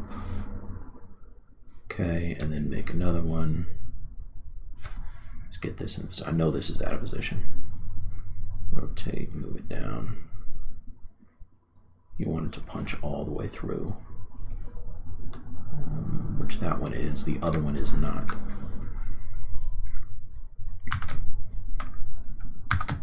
So let's select this one.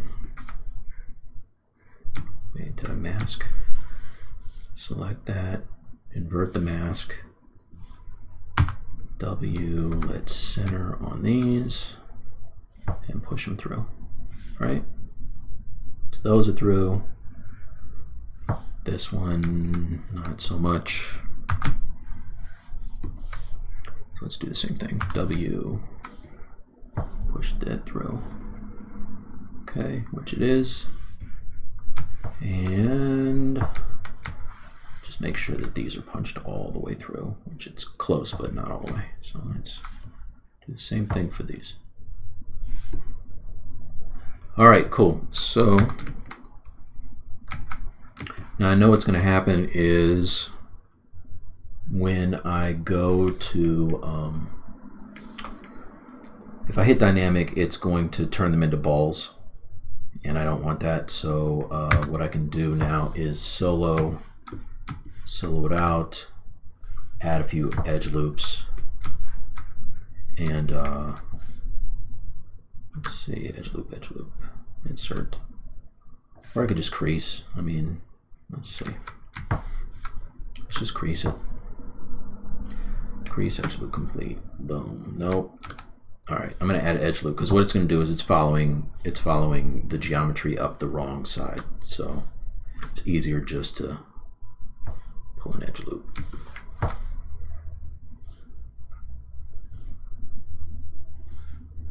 And that's just going to keep it from compressing into a ball when I add subdivisions. Oops.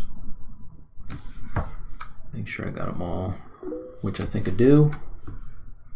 All right, so now if I hit dynamic, see they stay cylinders, which is what I want. So now I can take these, all right? Let's make a start group. Let's move this down. These are the straps, move these down, right? Let's move these to the bottom. This is a start group. This is inverted, turn on live Boolean, turn off solo, and turn off polyframe. All right, and so there you go. Right. And they're big, but you know what? Who gives a crap? A little bigger than I'd like, but it's whatever. So now if we turn on belt, it's just a bit of detail. Okay, and then maybe there is a then we have like a strap that would hold them down over here, and then one that connects here. So let's do that real quick. I'm going to do that by duplicating. I'm going to duplicate the strap. All right, let's move it above, turn off the start, solo it.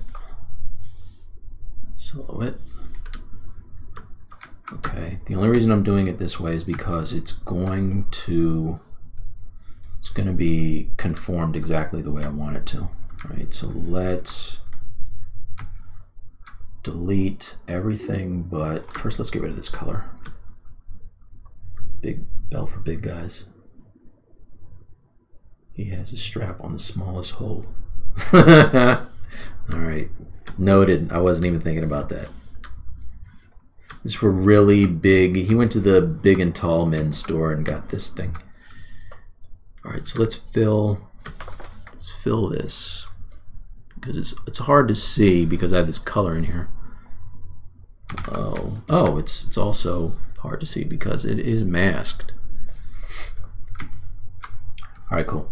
So now what I can do is I can go and I can isolate just this part, delete hidden.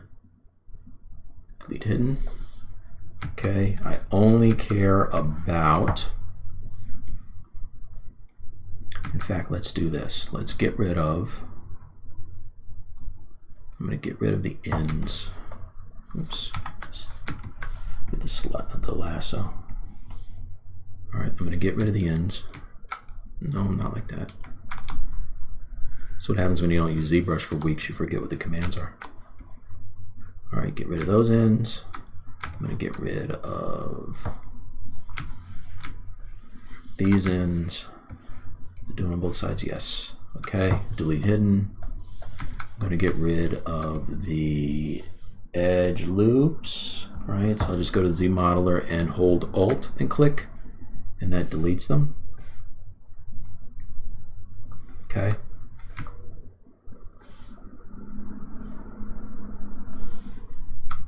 So that's that, and now I, because I got rid of the caps and the edges, if I go to auto group,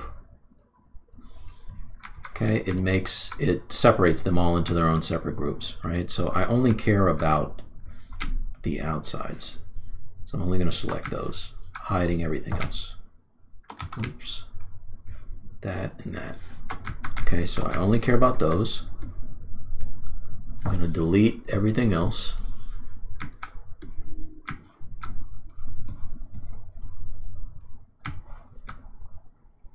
Okay, and these can even be their own group, it doesn't really matter. All right, so turn off solo. Now let's do this. I want them to be wider. So the reason it's doing that crosshatch, or not crosshatch, but that hatchy thing is because I have live Boolean turned on. You just turn that off and it'll fix it. Okay, so I want them to be wider. So let's just grab the move tool, the gizmo rather, center it. See what happens if I do this. No.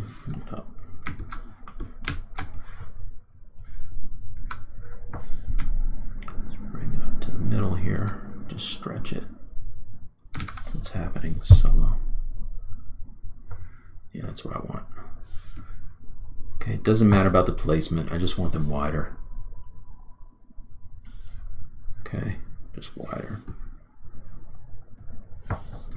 Okay, and then I don't even really care about 90% of this. I only want a few of these to remain. So I'm going to, let's grab these 2, 3, I only want 2. Okay, and then I want then I want some back here, so let's grab some back here.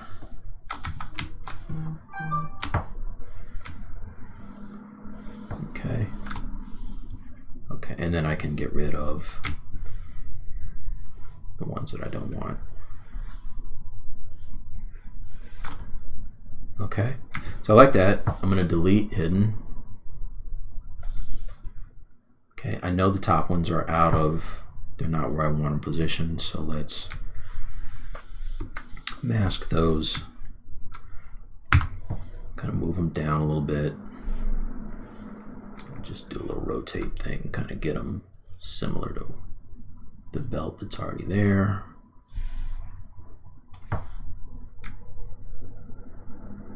Doesn't have to be perfect. You'll see in a minute why.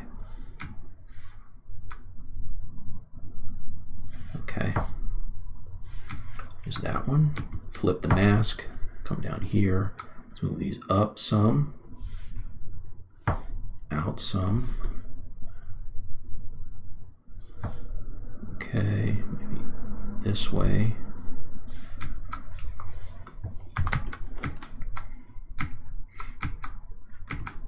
Okay, and again, they're close, but not exactly wide enough. So let's make them a little wider.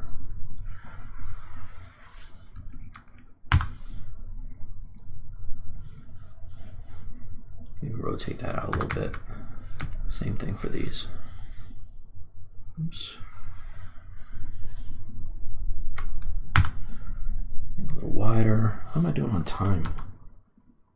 Okay, 3 o'clock. I got another hour. Jeez, man, the time has flown.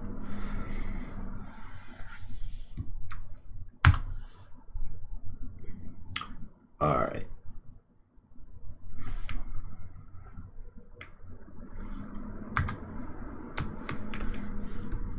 Okay, and I know this one is up too high. All right, I don't want that that high.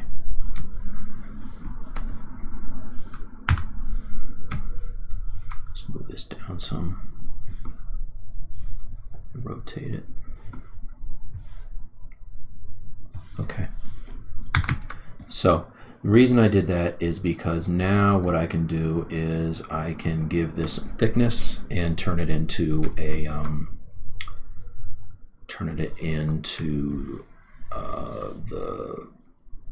the little part that holds the belt. Buckle? Not buckle. What do you call that thing? Loop. Belt loop. That's what it is. All right. Just rotate this a little bit. All right, so I'm going to solo this out. Okay, I have double turned on. Let's turn it off. And what I want to do, I want to pull it in. So really what I want to do is I want to invert or flip the normals. Okay, go back to my Z Modeler, go to Q Mesh, Polygroup All, and then I can just give it some thickness. Okay, let's give it a lot of thickness because I really want it to penetrate that belt. And if I was going to print it, I don't want any undercuts, so that's kind of what I want. Okay, and now I can go and I also want it to feel like it's rounding over the belt, so I can just insert some loops. But before I do, let's while it's still really low poly, let's just kind of make sure that it's exactly in the right position. I'm just going to move it, kind of get it right.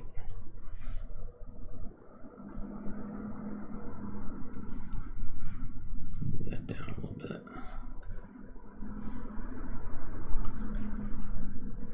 All right, so that's that. Oh, it's saving. Good thing somebody is. It's like a little gnat in here, a little fruit fly. It's bugging the crap out of me.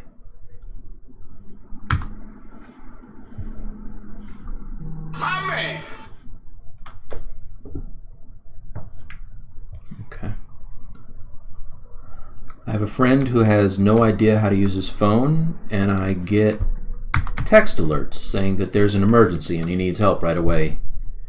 I told him that's probably one of the things you want to figure out so that you're not the full grown-ass man crying wolf, and when you actually do need help, you know, people know that. But he doesn't do that, so hopefully he's not actually an emergency this time.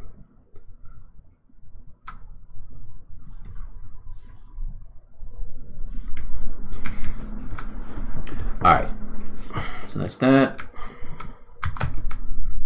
Let's quick save.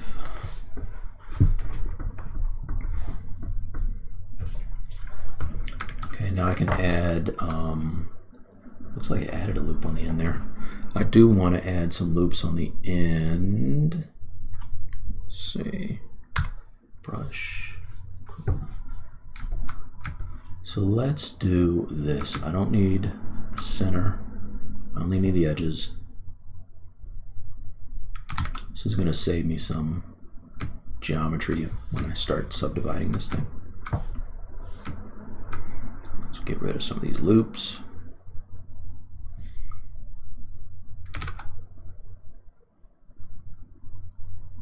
All right, let's see how round it gets now when I turn on dynamic. Too round, but that's kind of, you see what I'm going for though, right? It's close. So I wonder, let's try, what happens if I just put one in the center? Let's see. It's actually not, it's not super bad. All right, so let's undo that.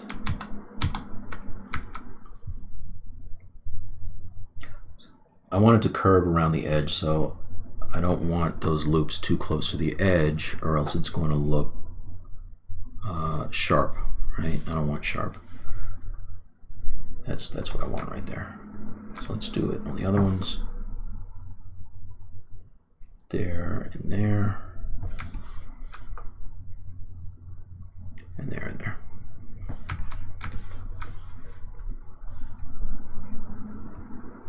Okay, so again, this is super tight, so we probably would want to make these a little longer.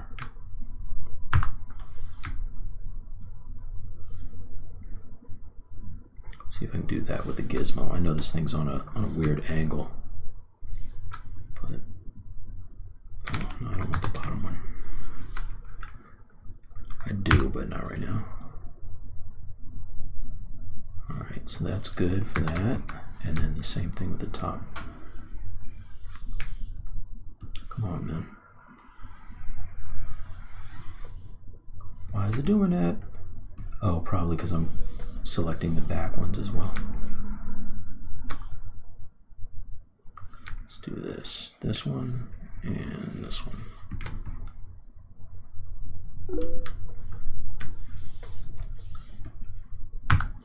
And then I can stretch that.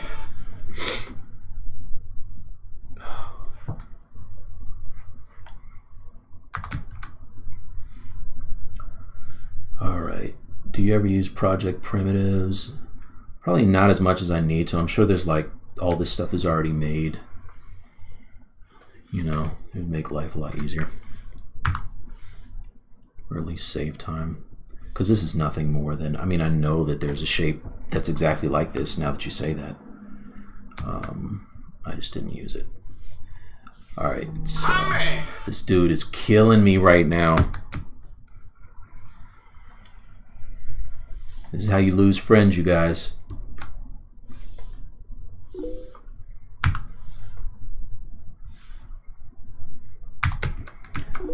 Alright. Alright. Cool. So that's kind of what I'm looking for. And if I turn back on the Boolean, nothing happens. Why is that? Let's see. Do I have them turned off? Start. That's a start. I have two starts, that's why. Let's turn off that. Hold on.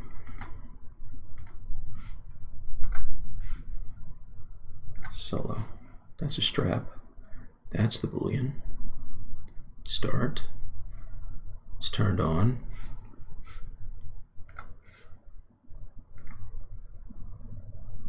Why isn't it doing it?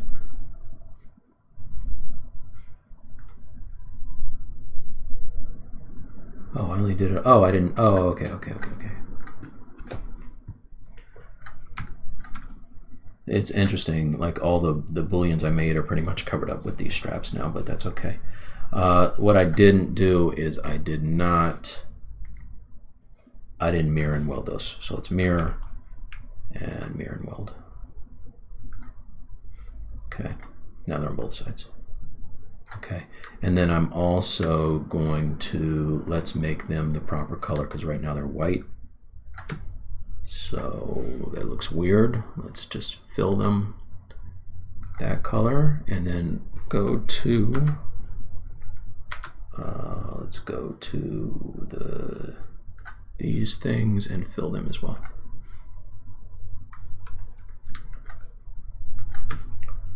Solo. All right. So it looks a little more belty.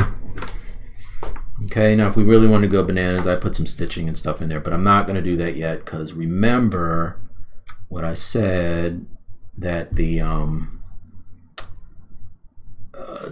stitching is going to get all screwed up when I pose him. It's just how it is. Let's pull this out a little bit. I'm just using the move tool and kind of making it a little less form-fitting. Maybe even, let's make a mask and then kind of see if I can rotate it out a little bit. I just want it to look like what a belt would look like when it's not through the loop. Just rotate it out a little bit. Yeah. A little more belty. All right, so now I can take, let's actually commit those holes to the geometry. The other thing too, these loops are looking very, let's apply the subdivision and let's do a little sculpting because right now they just look really primitive-y. Right? Sorry to hit you guys up with all these technical terms. Turn on the lazy mouse. Let's turn off RGB, which it is. And yeah, that's what I want to do. So turn down this little bit. I just want to hit it a little. Kind of give it some form, and then I'll pop the edges up a little bit.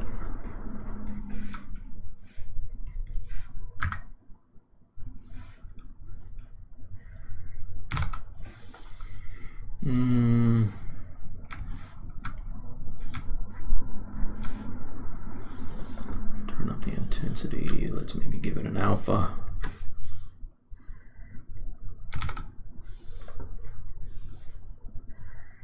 That's better.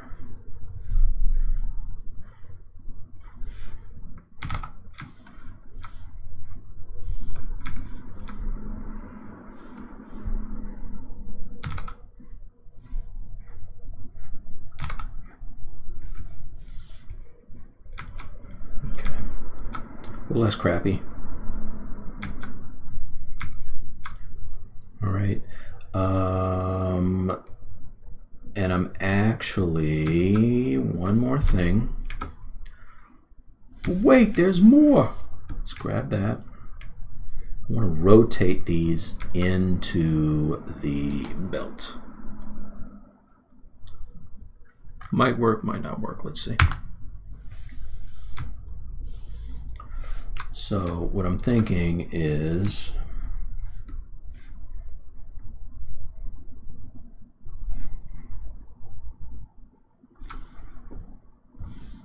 let's do this. Just rotate these down a little bit and then move them up like that.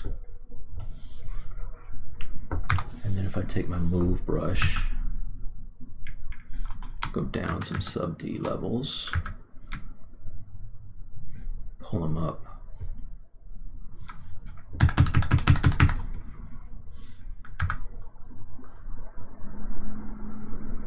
I just want it to look something like that.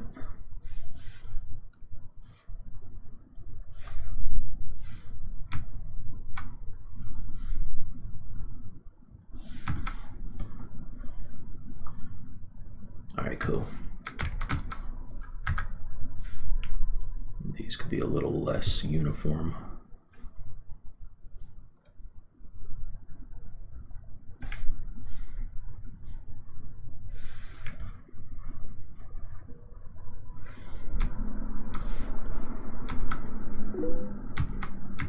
Okay. What's up, Ashley? A cubed in the house. All right. So now let's copy this. Mumbly mode. That is the scariest looking person I've ever seen. If your eyes are directly on either side of your mouth like that, that's not a good look. All right, so let's grab the grab this part, bring it down. I didn't punch those holes yet, so let's do that. All right, go down here, and I'm going to go to my live Boolean, and I'm just going to make Boolean, use the dynamic subdivision, and just make the Boolean mesh. Okay, it'll make its own thing, which is, where is it? Union mesh.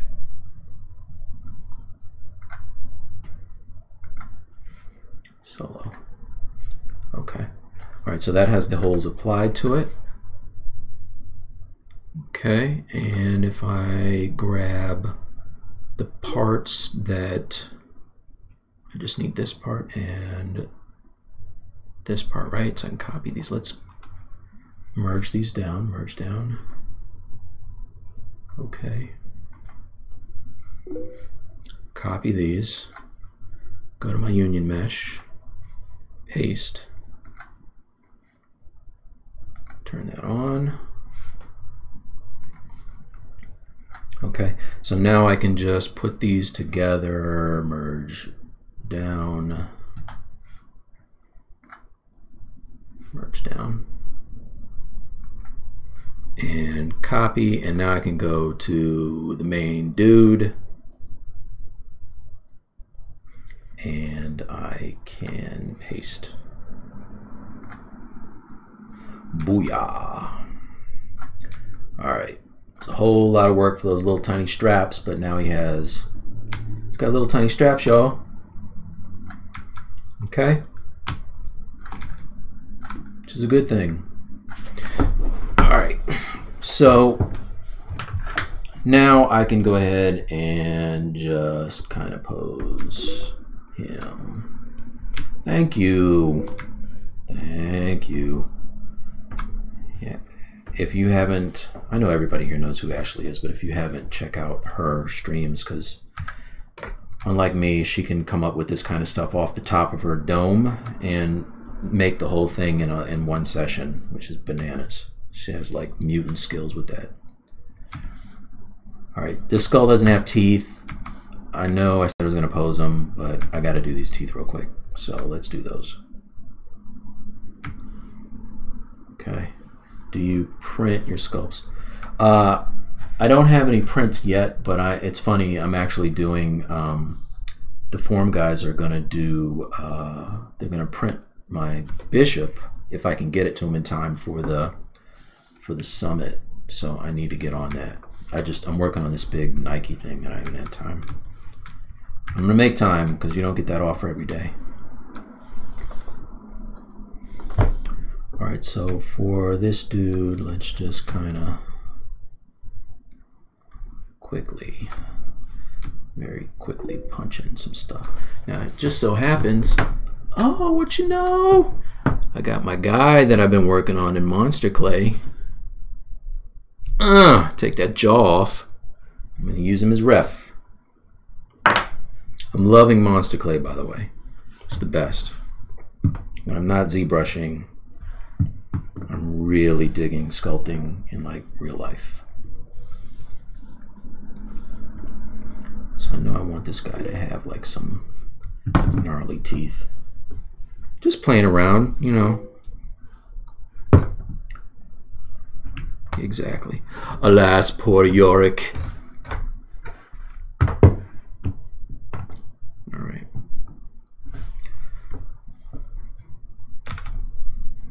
No, actually, I enjoy it. I just started kind of getting into it about a year ago.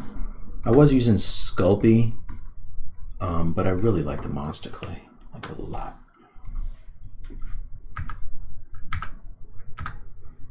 Why is it not size? Oh, there it is. Okay, okay. So I think what I want to do with this, because his topology on this skull is all screwed up anyway, it's like a perfect opportunity to use this shows you how long it's been since I've been in here, like the tessimation tools, which I had down here and now they're gone. I don't even remember how to get to them normally. Let's see.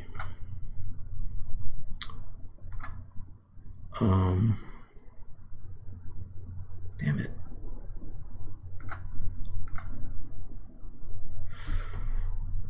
Where is that stuff? Help me out, Ashley. I want to use the I don't even remember what it's called. I'm just having an old guy moment. What are the new tools called where you don't have to worry about the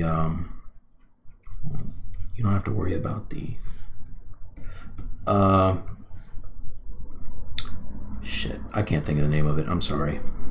Yeah, Sculptress. Thank you. God, man, I was freaking out. Yeah, where are the Sculptress tools? I forget. I had them on my UI, so I don't know where they are now. But it looks like I may not even need them. It's not that deep, actually.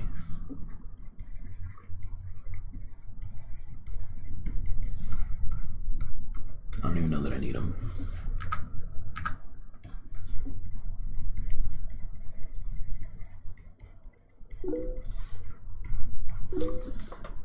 Stroke. Oh, thank you so much.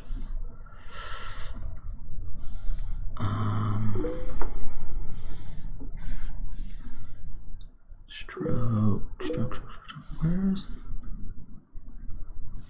Thank you. Oh my God. All right. I'm gonna put that back on my. I had it right down here. In fact, let's do that really quickly.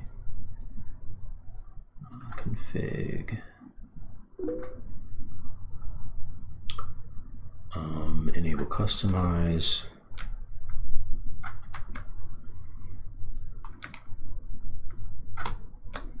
Oh, wait. You know what? get rid of the subdivision levels. All right, I'll do that later.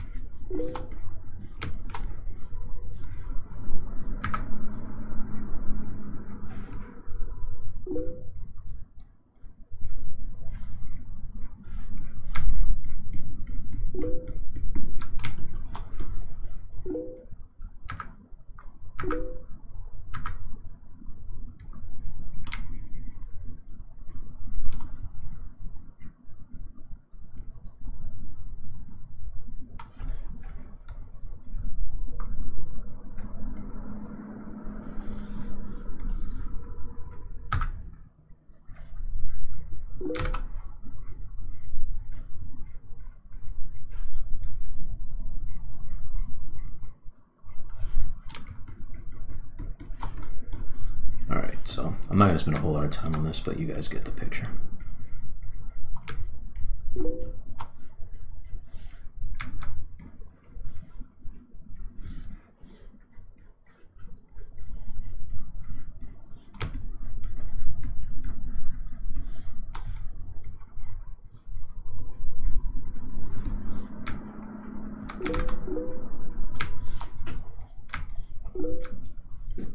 Hey, what's up, man?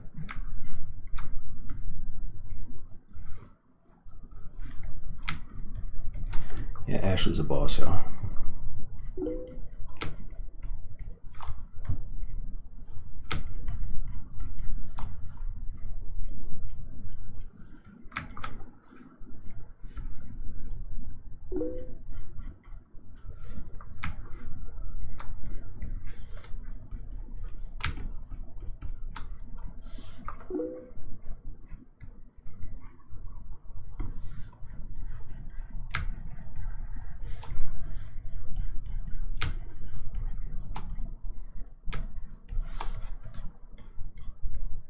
All right, so that is better than what it was before.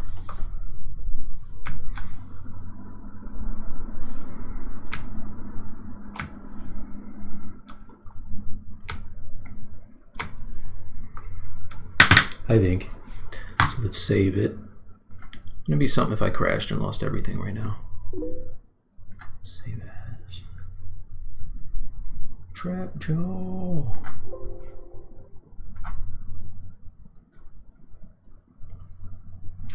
Okay. All right. So here he is.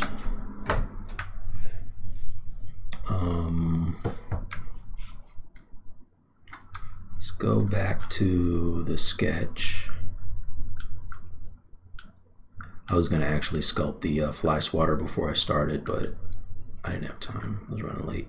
Oh, you know what I do need to do is those pads here. So let's get those happening.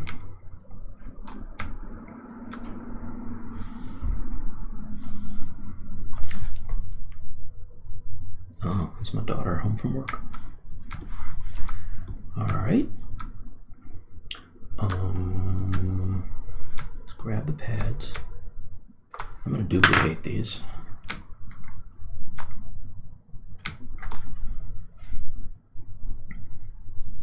Let's delete all this other stuff. But yeah, let's see. Clear out that. Clone this.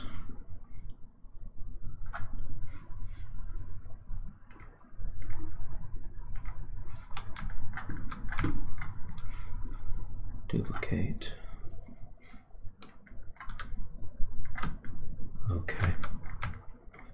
Do I have any lower? Oh, good. All right, excellent. I have a lower sub D level.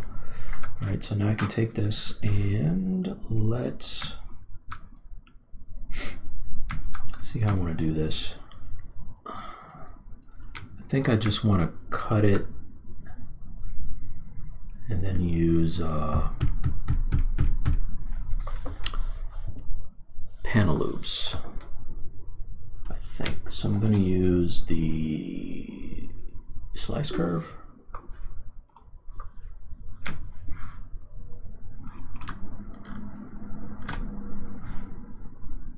Okay, delete higher. Slice curve.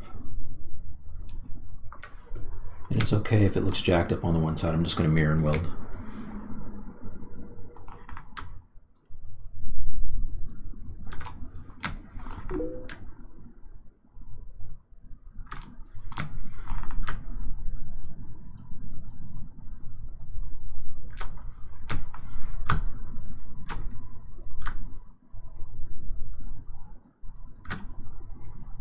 Okay, so then mirror and weld. Current is partial. Oh, do I have something hidden?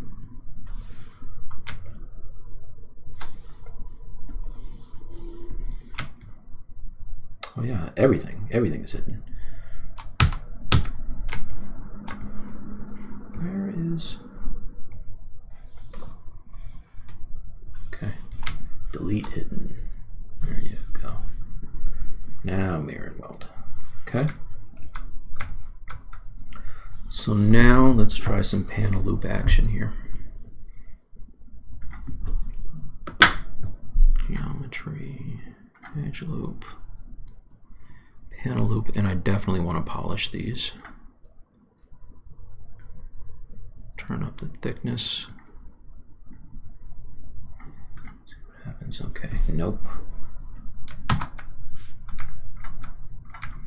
I don't normally use panel loops. You know what? Maybe instead of doing that, before we do that, let's ZBrush using the polygroups. So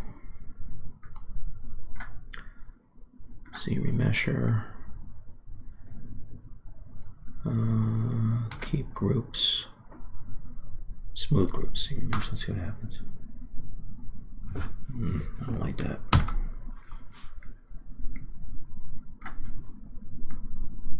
You know what? All right, I got it. Let's do this.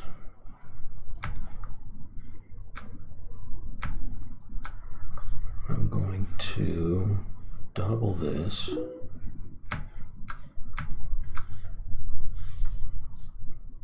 Oh, you know what? I still have customize turned on.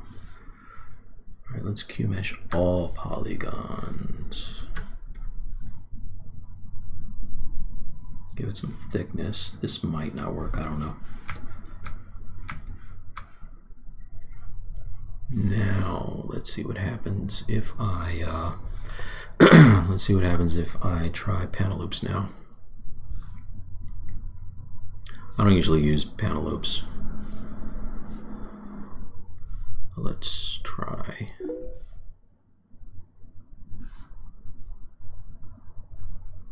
Maybe not panel loop. Let's see. Let's turn it down to 2, 1. Oh God, no.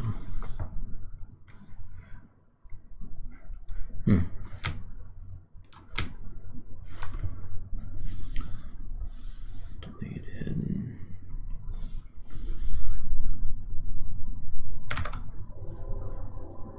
Turn off the polish. Is that what's doing it? No. God, it just looks ugly as hell. All right, I'm gonna try something else now.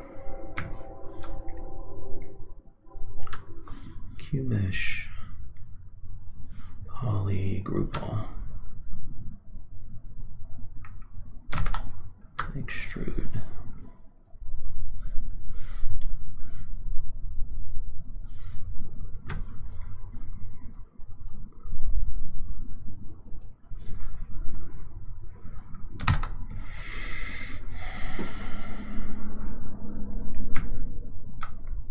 All right. Try one more thing here. This is not working out the way I want. Try to mask. Just sculpt out that detail. God, that's ugly.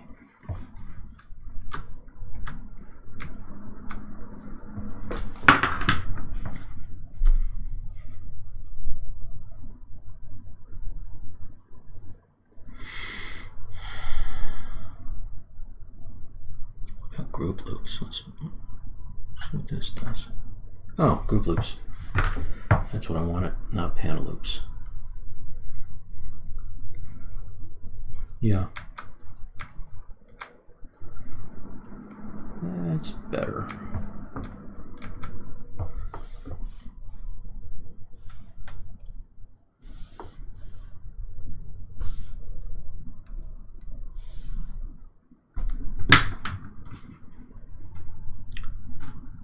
ZBrush. Keep loops. Oh my god, it's ugly. Turn off adapt. Dude, seriously?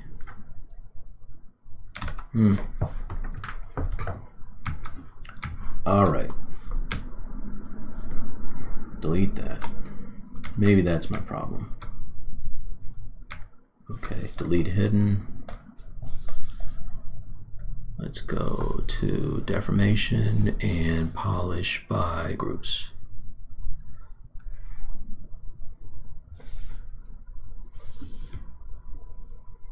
And what about inflate? No. No.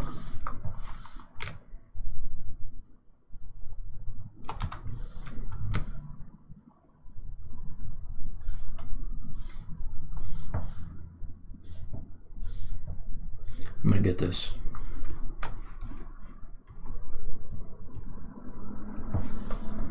Delete hidden.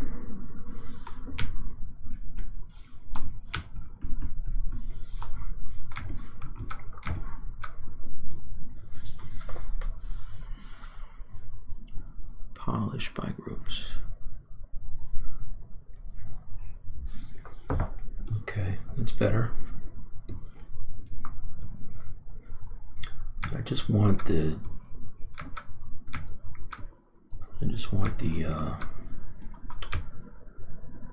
geo to be cleaner. This is really messy.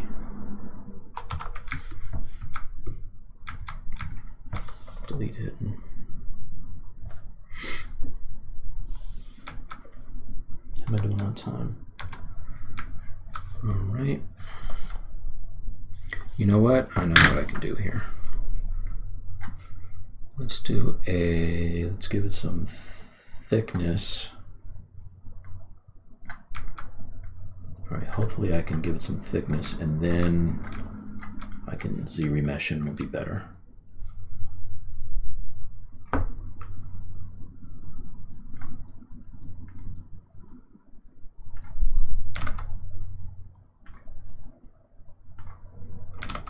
That's the one.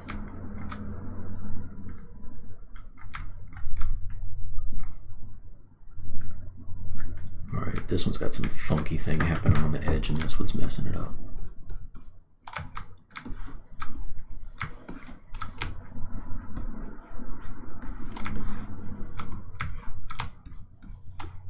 It's right there.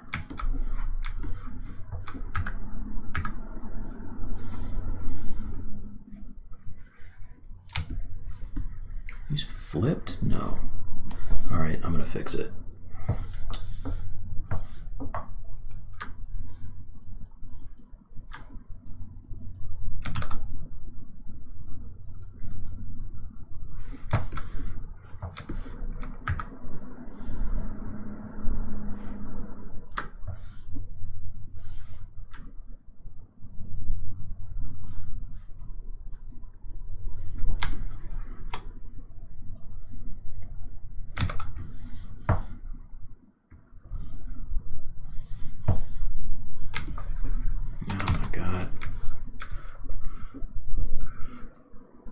It's twisted on itself. That's the problem, and I can't smooth it so that it flips the right way. It's killing me. All right, you know what? Can I just select it all and delete it? There you go. Make sure I'm not deleting anything else. Yeah, it's good. Delete hidden. I'm gonna get this, you guys, if it kills me.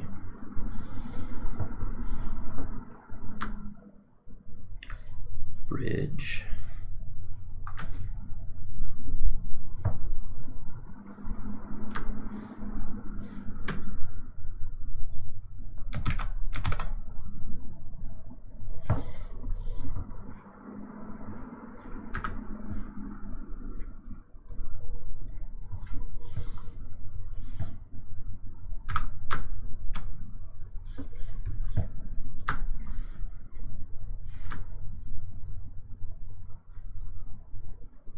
Oh my God, that was way harder than it should have been.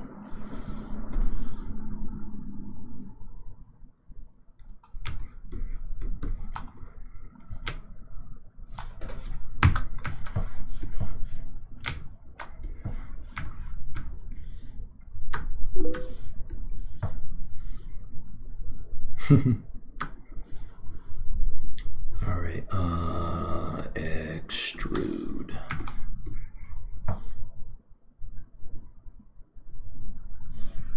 There. Man, that was crazy how difficult that was. All right, so now let's see if I can get some decent topo out of this thing. ZBrush. Same. Keep groups. Thank goodness. All right, cool. That'll do. So now I should be able to inflate this thing and smooth it and all that good stuff. Technically, let's say half.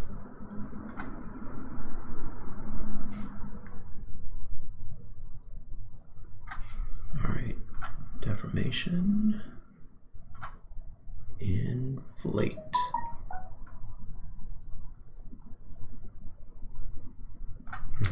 Maybe balloon.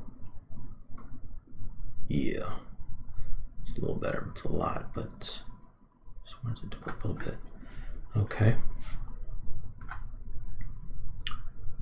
Subtool.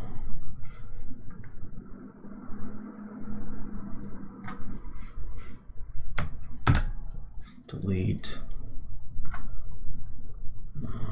Geometry. Let's do one more ZBrush, see what happens. Okay, that's better. All right, so let's copy this. Actually, auto group it first. And mirror and weld. So they're the same groups. Copy. Go back to my dude, who is now upside down.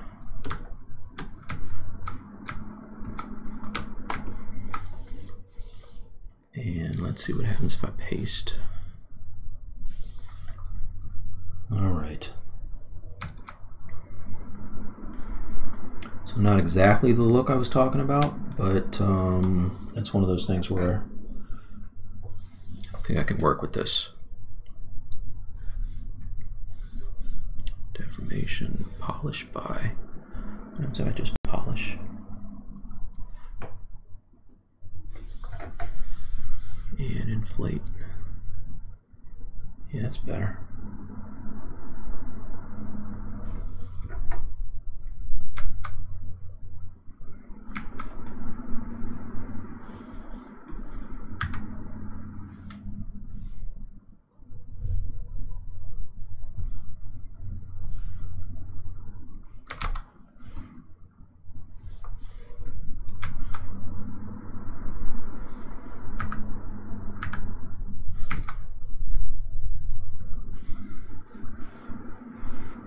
A little bit of H polish to take it down a little bit. Hey, thanks, engine.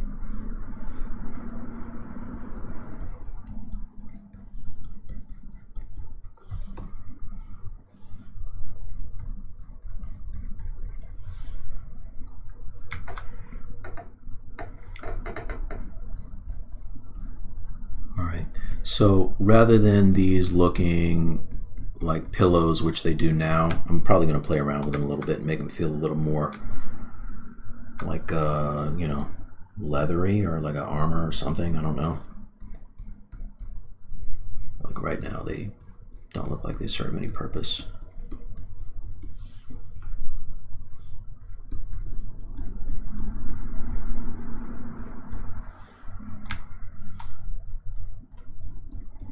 But let's see.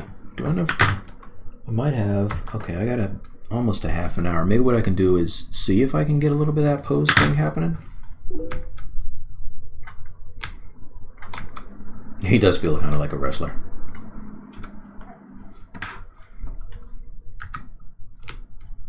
Let me tell you something, brother.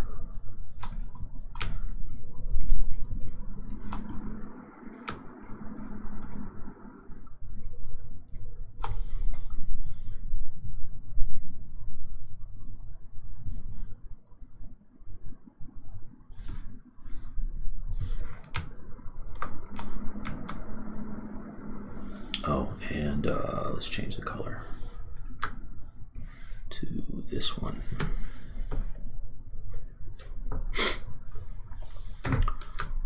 Where's my color?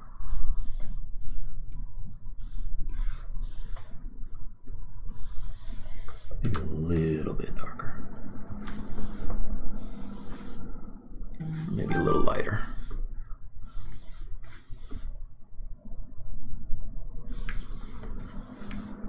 Maybe black. Wait, what color is it on the toy? I have reference for a reason, you guys. Pure ref.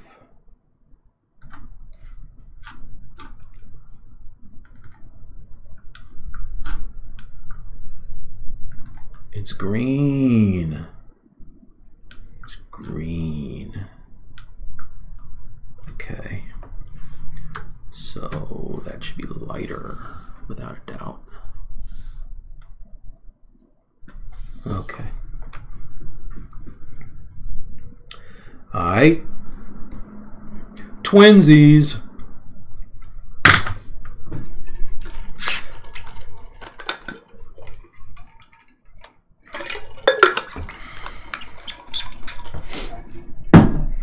All right, where's my pose? Pose is here. So let's see if I can get that. Now the question is, do I have a low enough res of the guy, which I might have deleted some subdivision levels. So let's see what's happening. What's up, Vladimir? Solo him. See how low we can get him. That's not bad. All right, so let's go all high. Turn it back on.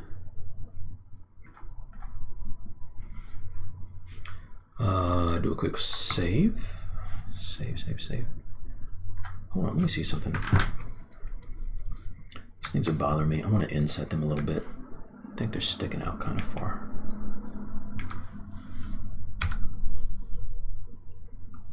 W.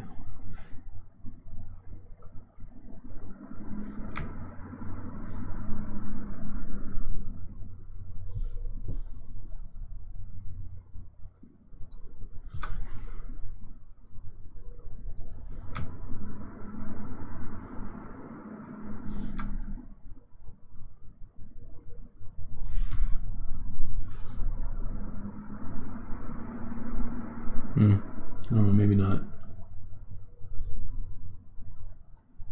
It's one of those things I'm gonna have to fudge it, mess around with it a little bit.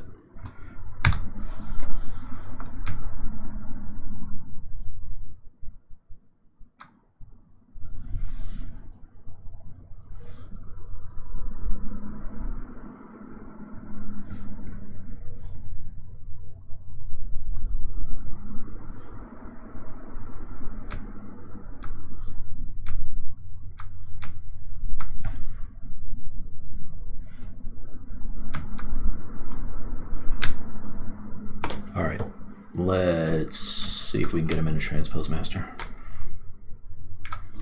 Save one more time.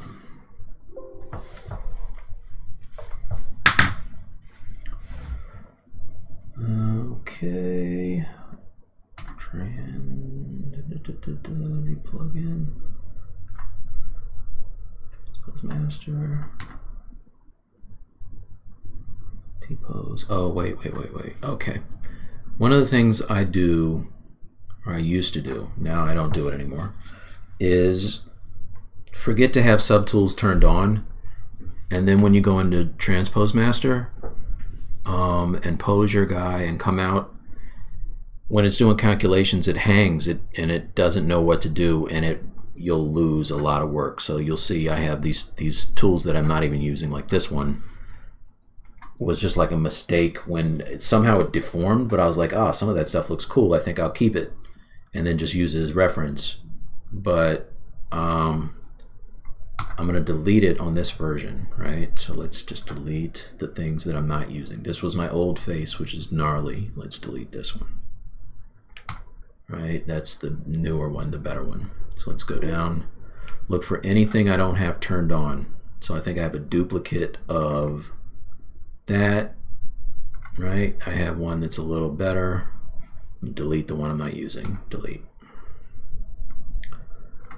What is this? Oh, this is my old robot arm that I'm not using. I don't know. Maybe I'll keep it on just for it'll. You know what? It's going to help kind of inform this pose. So maybe I'll just turn it on and keep it for now. This is just a placeholder. This is the old jaw that I got, started doing crazy stuff on. I like that one better, so I'm just going to delete this one. And this is my ruler, which I will also delete. Okay. Now, if I turn off dynamic, frame it up, everything should be on, right? Just double check one more time, because that's a bummer when you get the perfect pose, or not the perfect one, but one you're really happy with, and then you come out of Transpose Master and it's like hangs up and you lose it. Okay, so now if I go to, let's save this as a new version. So let's say 7. Save. Let's get the skull out of the way. Okay, now go to Transpose Mesh.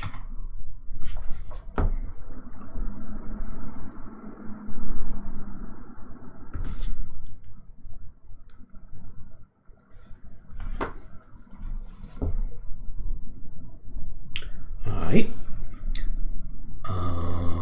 It's going to go in and think about all those things. Hopefully I have some with some relatively low. Okay. Yeah, that's not bad. Looks pretty low. Alright, so let's move this guy out of the way a little bit.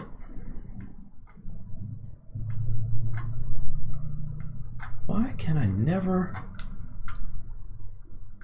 This thing never wants to move. Alright, there it is. Okay, so let's figure out this pose. I'm going to start with the arm because that's the thing I'm most hyped about.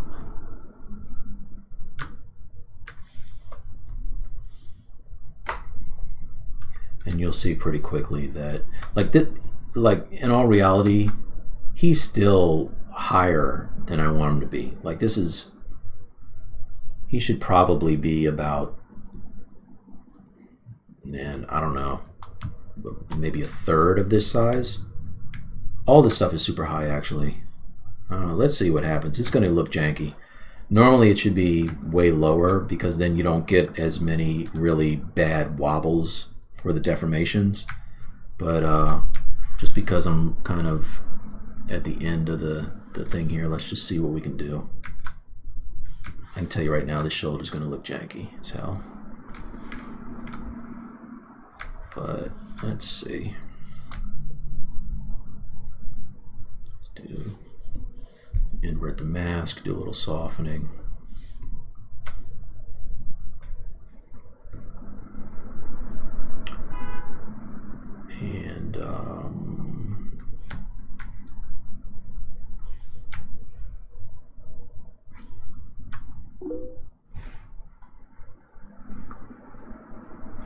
Have I finished anything? I mean, not finished, but I mean, this is probably the closest I have to something that's done.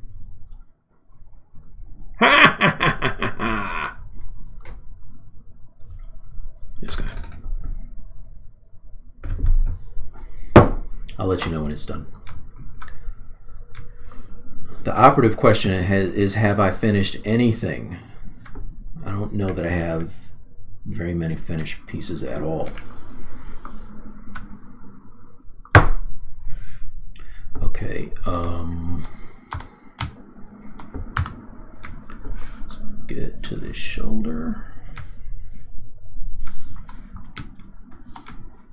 I know already, like, I'm gonna have to seriously go in and retopo this guy because he is very high mesh right now.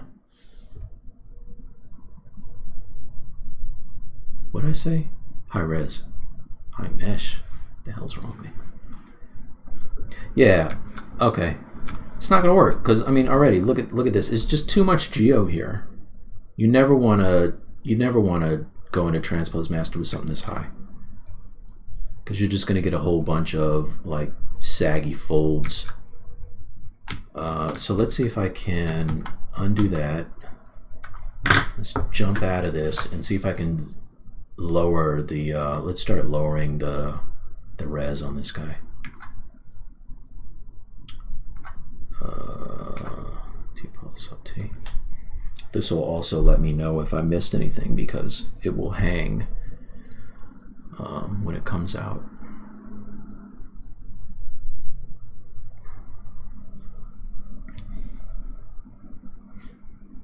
Oh, wait, is it done? Yeah, see, look at this. Vertex count mismatch. That something wasn't turned on, I think. Right? Which, thank goodness, I wasn't able to. What the heck?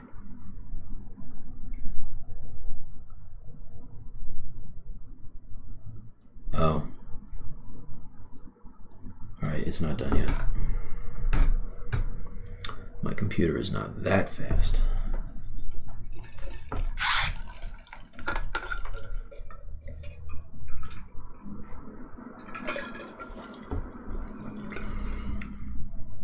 Also, I want to let you guys know I have taken several sips of water today and have not shot water all over the room once. So, getting better.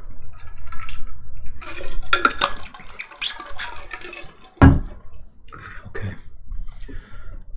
So, it's looking like what's going to have to happen is I got to prep this guy to be posed, and I'll be posing the next time. So, I kind of jumped the gun. Apologize for that.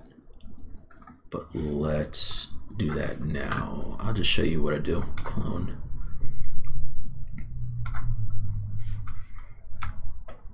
Alright, so at his highest sub D level,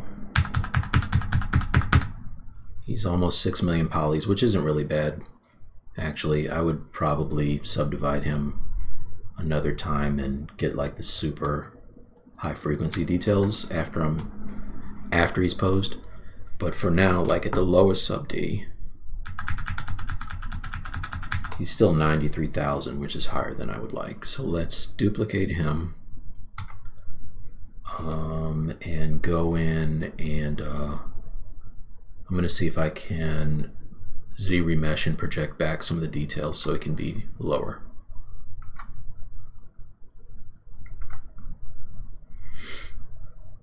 Let's say half adapt.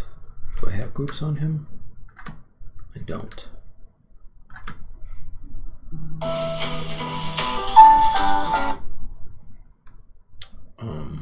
Okay, ZBrush. Let's see what happens here.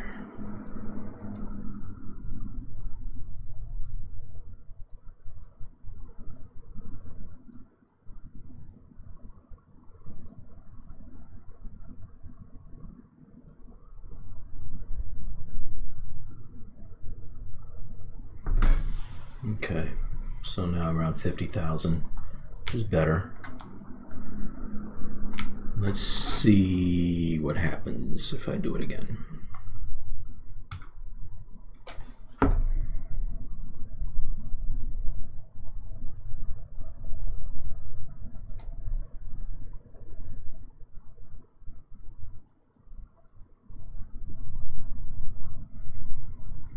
25.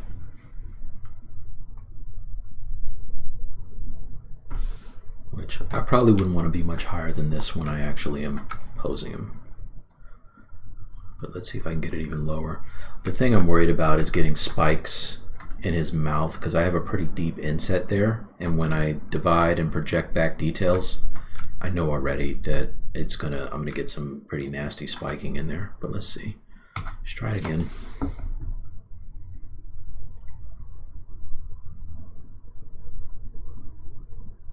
Okay, this is better.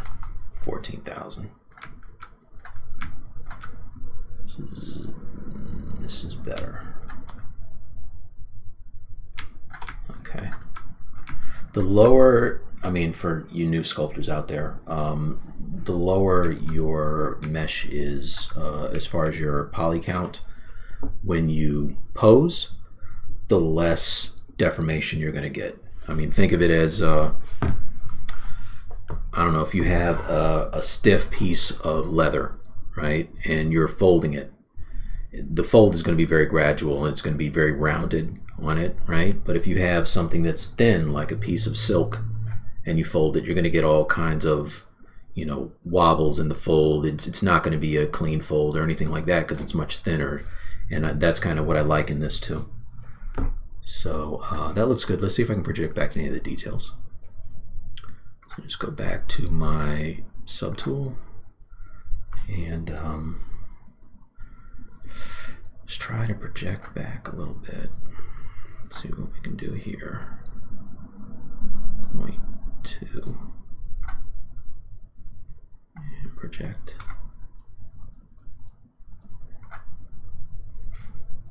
Okay. Just divide it. And now I just want to keep my eyes open for spikes when the polys just start kind of. Usually it happens in the small pinchy areas like nostrils and the mouth, because I have that really deep mouth bag. But it looks okay for now, right? So let's divide it again and project.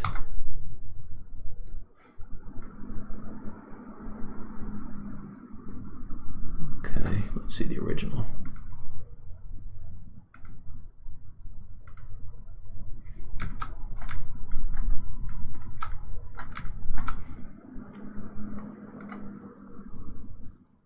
Okay, let's try to,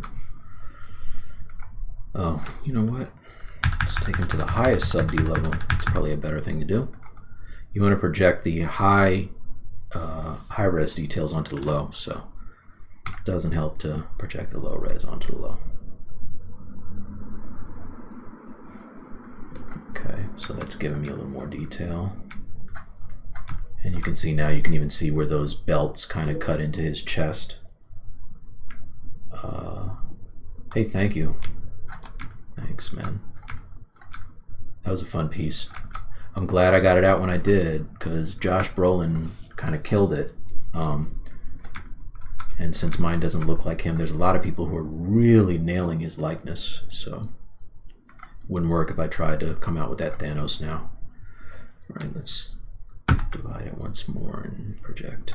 See what happens.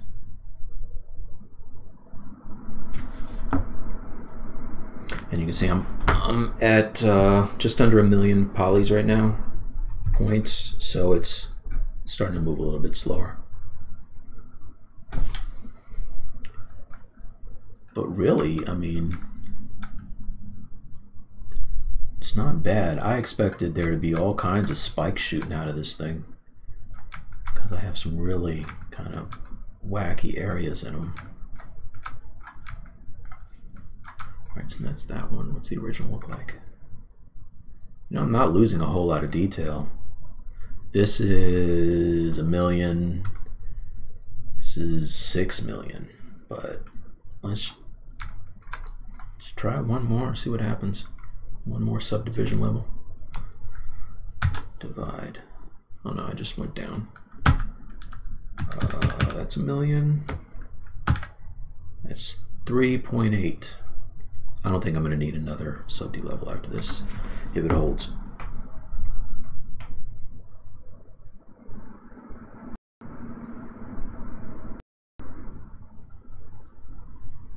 So the great thing about this, if it works, is that I'll be able to take this from 4 million polygons down to just around 25,000, and that's going to make for way easier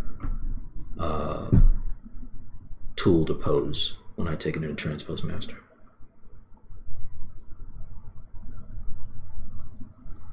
And I really need to keep this in mind with all of my tools. I think the only other one that I have that's like super heavy is the fur pants, because I needed all that information. Fingers crossed. Ah, see? Look at that. See, this is what happens sometimes. So in his mouth here, I'm getting these spikes, and these are just like rogue polygons that couldn't hold on to that projection and just shoot out wherever the hell they want to. They kind of explode out. So what kind of poly count do you have? You know, I haven't I don't really I think the Thanos, my friend printed the Thanos piece for me, and that was, in order to keep that detail, it was pretty high. But I used Decimation Master, so it wasn't that big a deal. Yeah, see what's happening here? It's not good. And it's all stemming from this cheek part here. So one way to get around this is, and I'm going to try it now actually. So I'll go back, I'll undo that projection, right? And I'll undo the, okay, that's 3.8. I'll undo, no, I can keep, okay, so I'm going to keep the, division level, right? But what I'm going to do is I'm going to create a morph target now. And then I can, hopefully, using the morph brush, just erase away those rogue polys.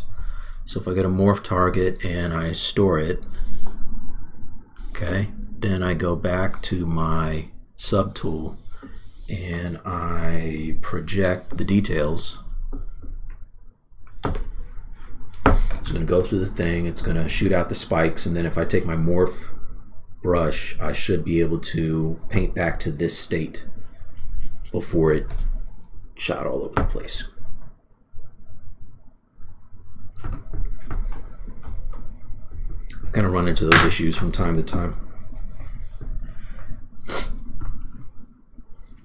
And before I knew what to do about it, it was like, it's super frustrating, because it would always be like the corners of the eyes, or, you know, the nostrils. It just, they can't handle it sometimes if it goes out of the. Paul had a really good, I think it was Paul. Yeah, Paul had a really good video on how to avoid those spikes. If you go on to the Joe's is Ask ZBrush. Paul's is what? Paul's is I can't remember the name of his, but his streams, he showed how to fix that. Joe's got the catchy name on his. All right, so if I go to my morph brush now, brush morph, right, and I kind of go to the area. Let's see if I can get to it. You see what's happening though? It's painting away the detail. So I gotta find that part.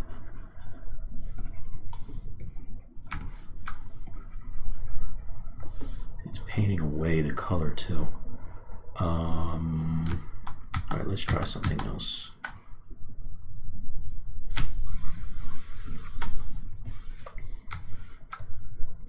Where's the origin of this thing? Paint away.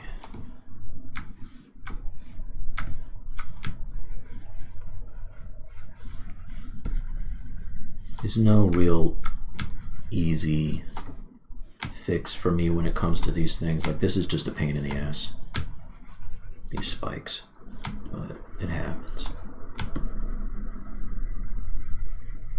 And all I'm doing is morphing back to the state before they existed. You can kind of do the same thing with smoothing.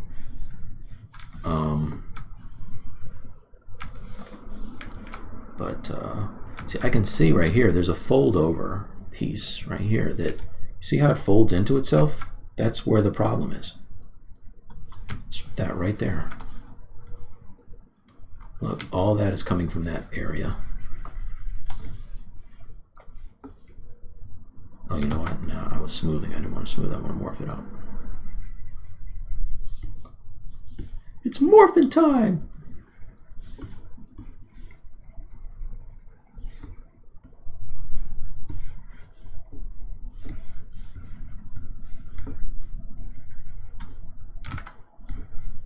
Okay. All right. So I lost some of the detail. I lost some of the paint, but I also lost all of those jaggies. And that stuff is easy enough to paint back, right? It's not that deep. Now hopefully if I go down to the lower sub-D levels, they'll be gone. So let's see. Yeah. Okay, and I can take it all the way back down to here, which now that's going to be way easier to sculpt. Or not sculpt, but pose. Go back up to my high. And I can actually go to my, what time is it? Oh crap, oh jeez. I'm over, you guys. So that is, that's everything for today. And, you know, I'll check you next time and I'll do the actual pose next time. I'll have them all prepped, I promise. The pose will be locked down. Maybe I'll figure out some of the environment that goes around it, and next time, promise we're gonna get to the good stuff. All right, so thanks for stopping by. If you haven't already, please subscribe to my Twitch channel. It's just Twitch TV /MikeT2K, and I'll just write it in here. Twitch.tv. Okay, I need people to join me there because what happens is I stream on my own sometimes. I started streaming on my own, and there's a very good chance I could be in Painter, Painting Carnage, or pick this up. Maybe I'll leave this alone for ZBrush, but you know, you never know when you catch me in there. So thanks guys, and I will check you next time. All right, everybody, take care. See ya.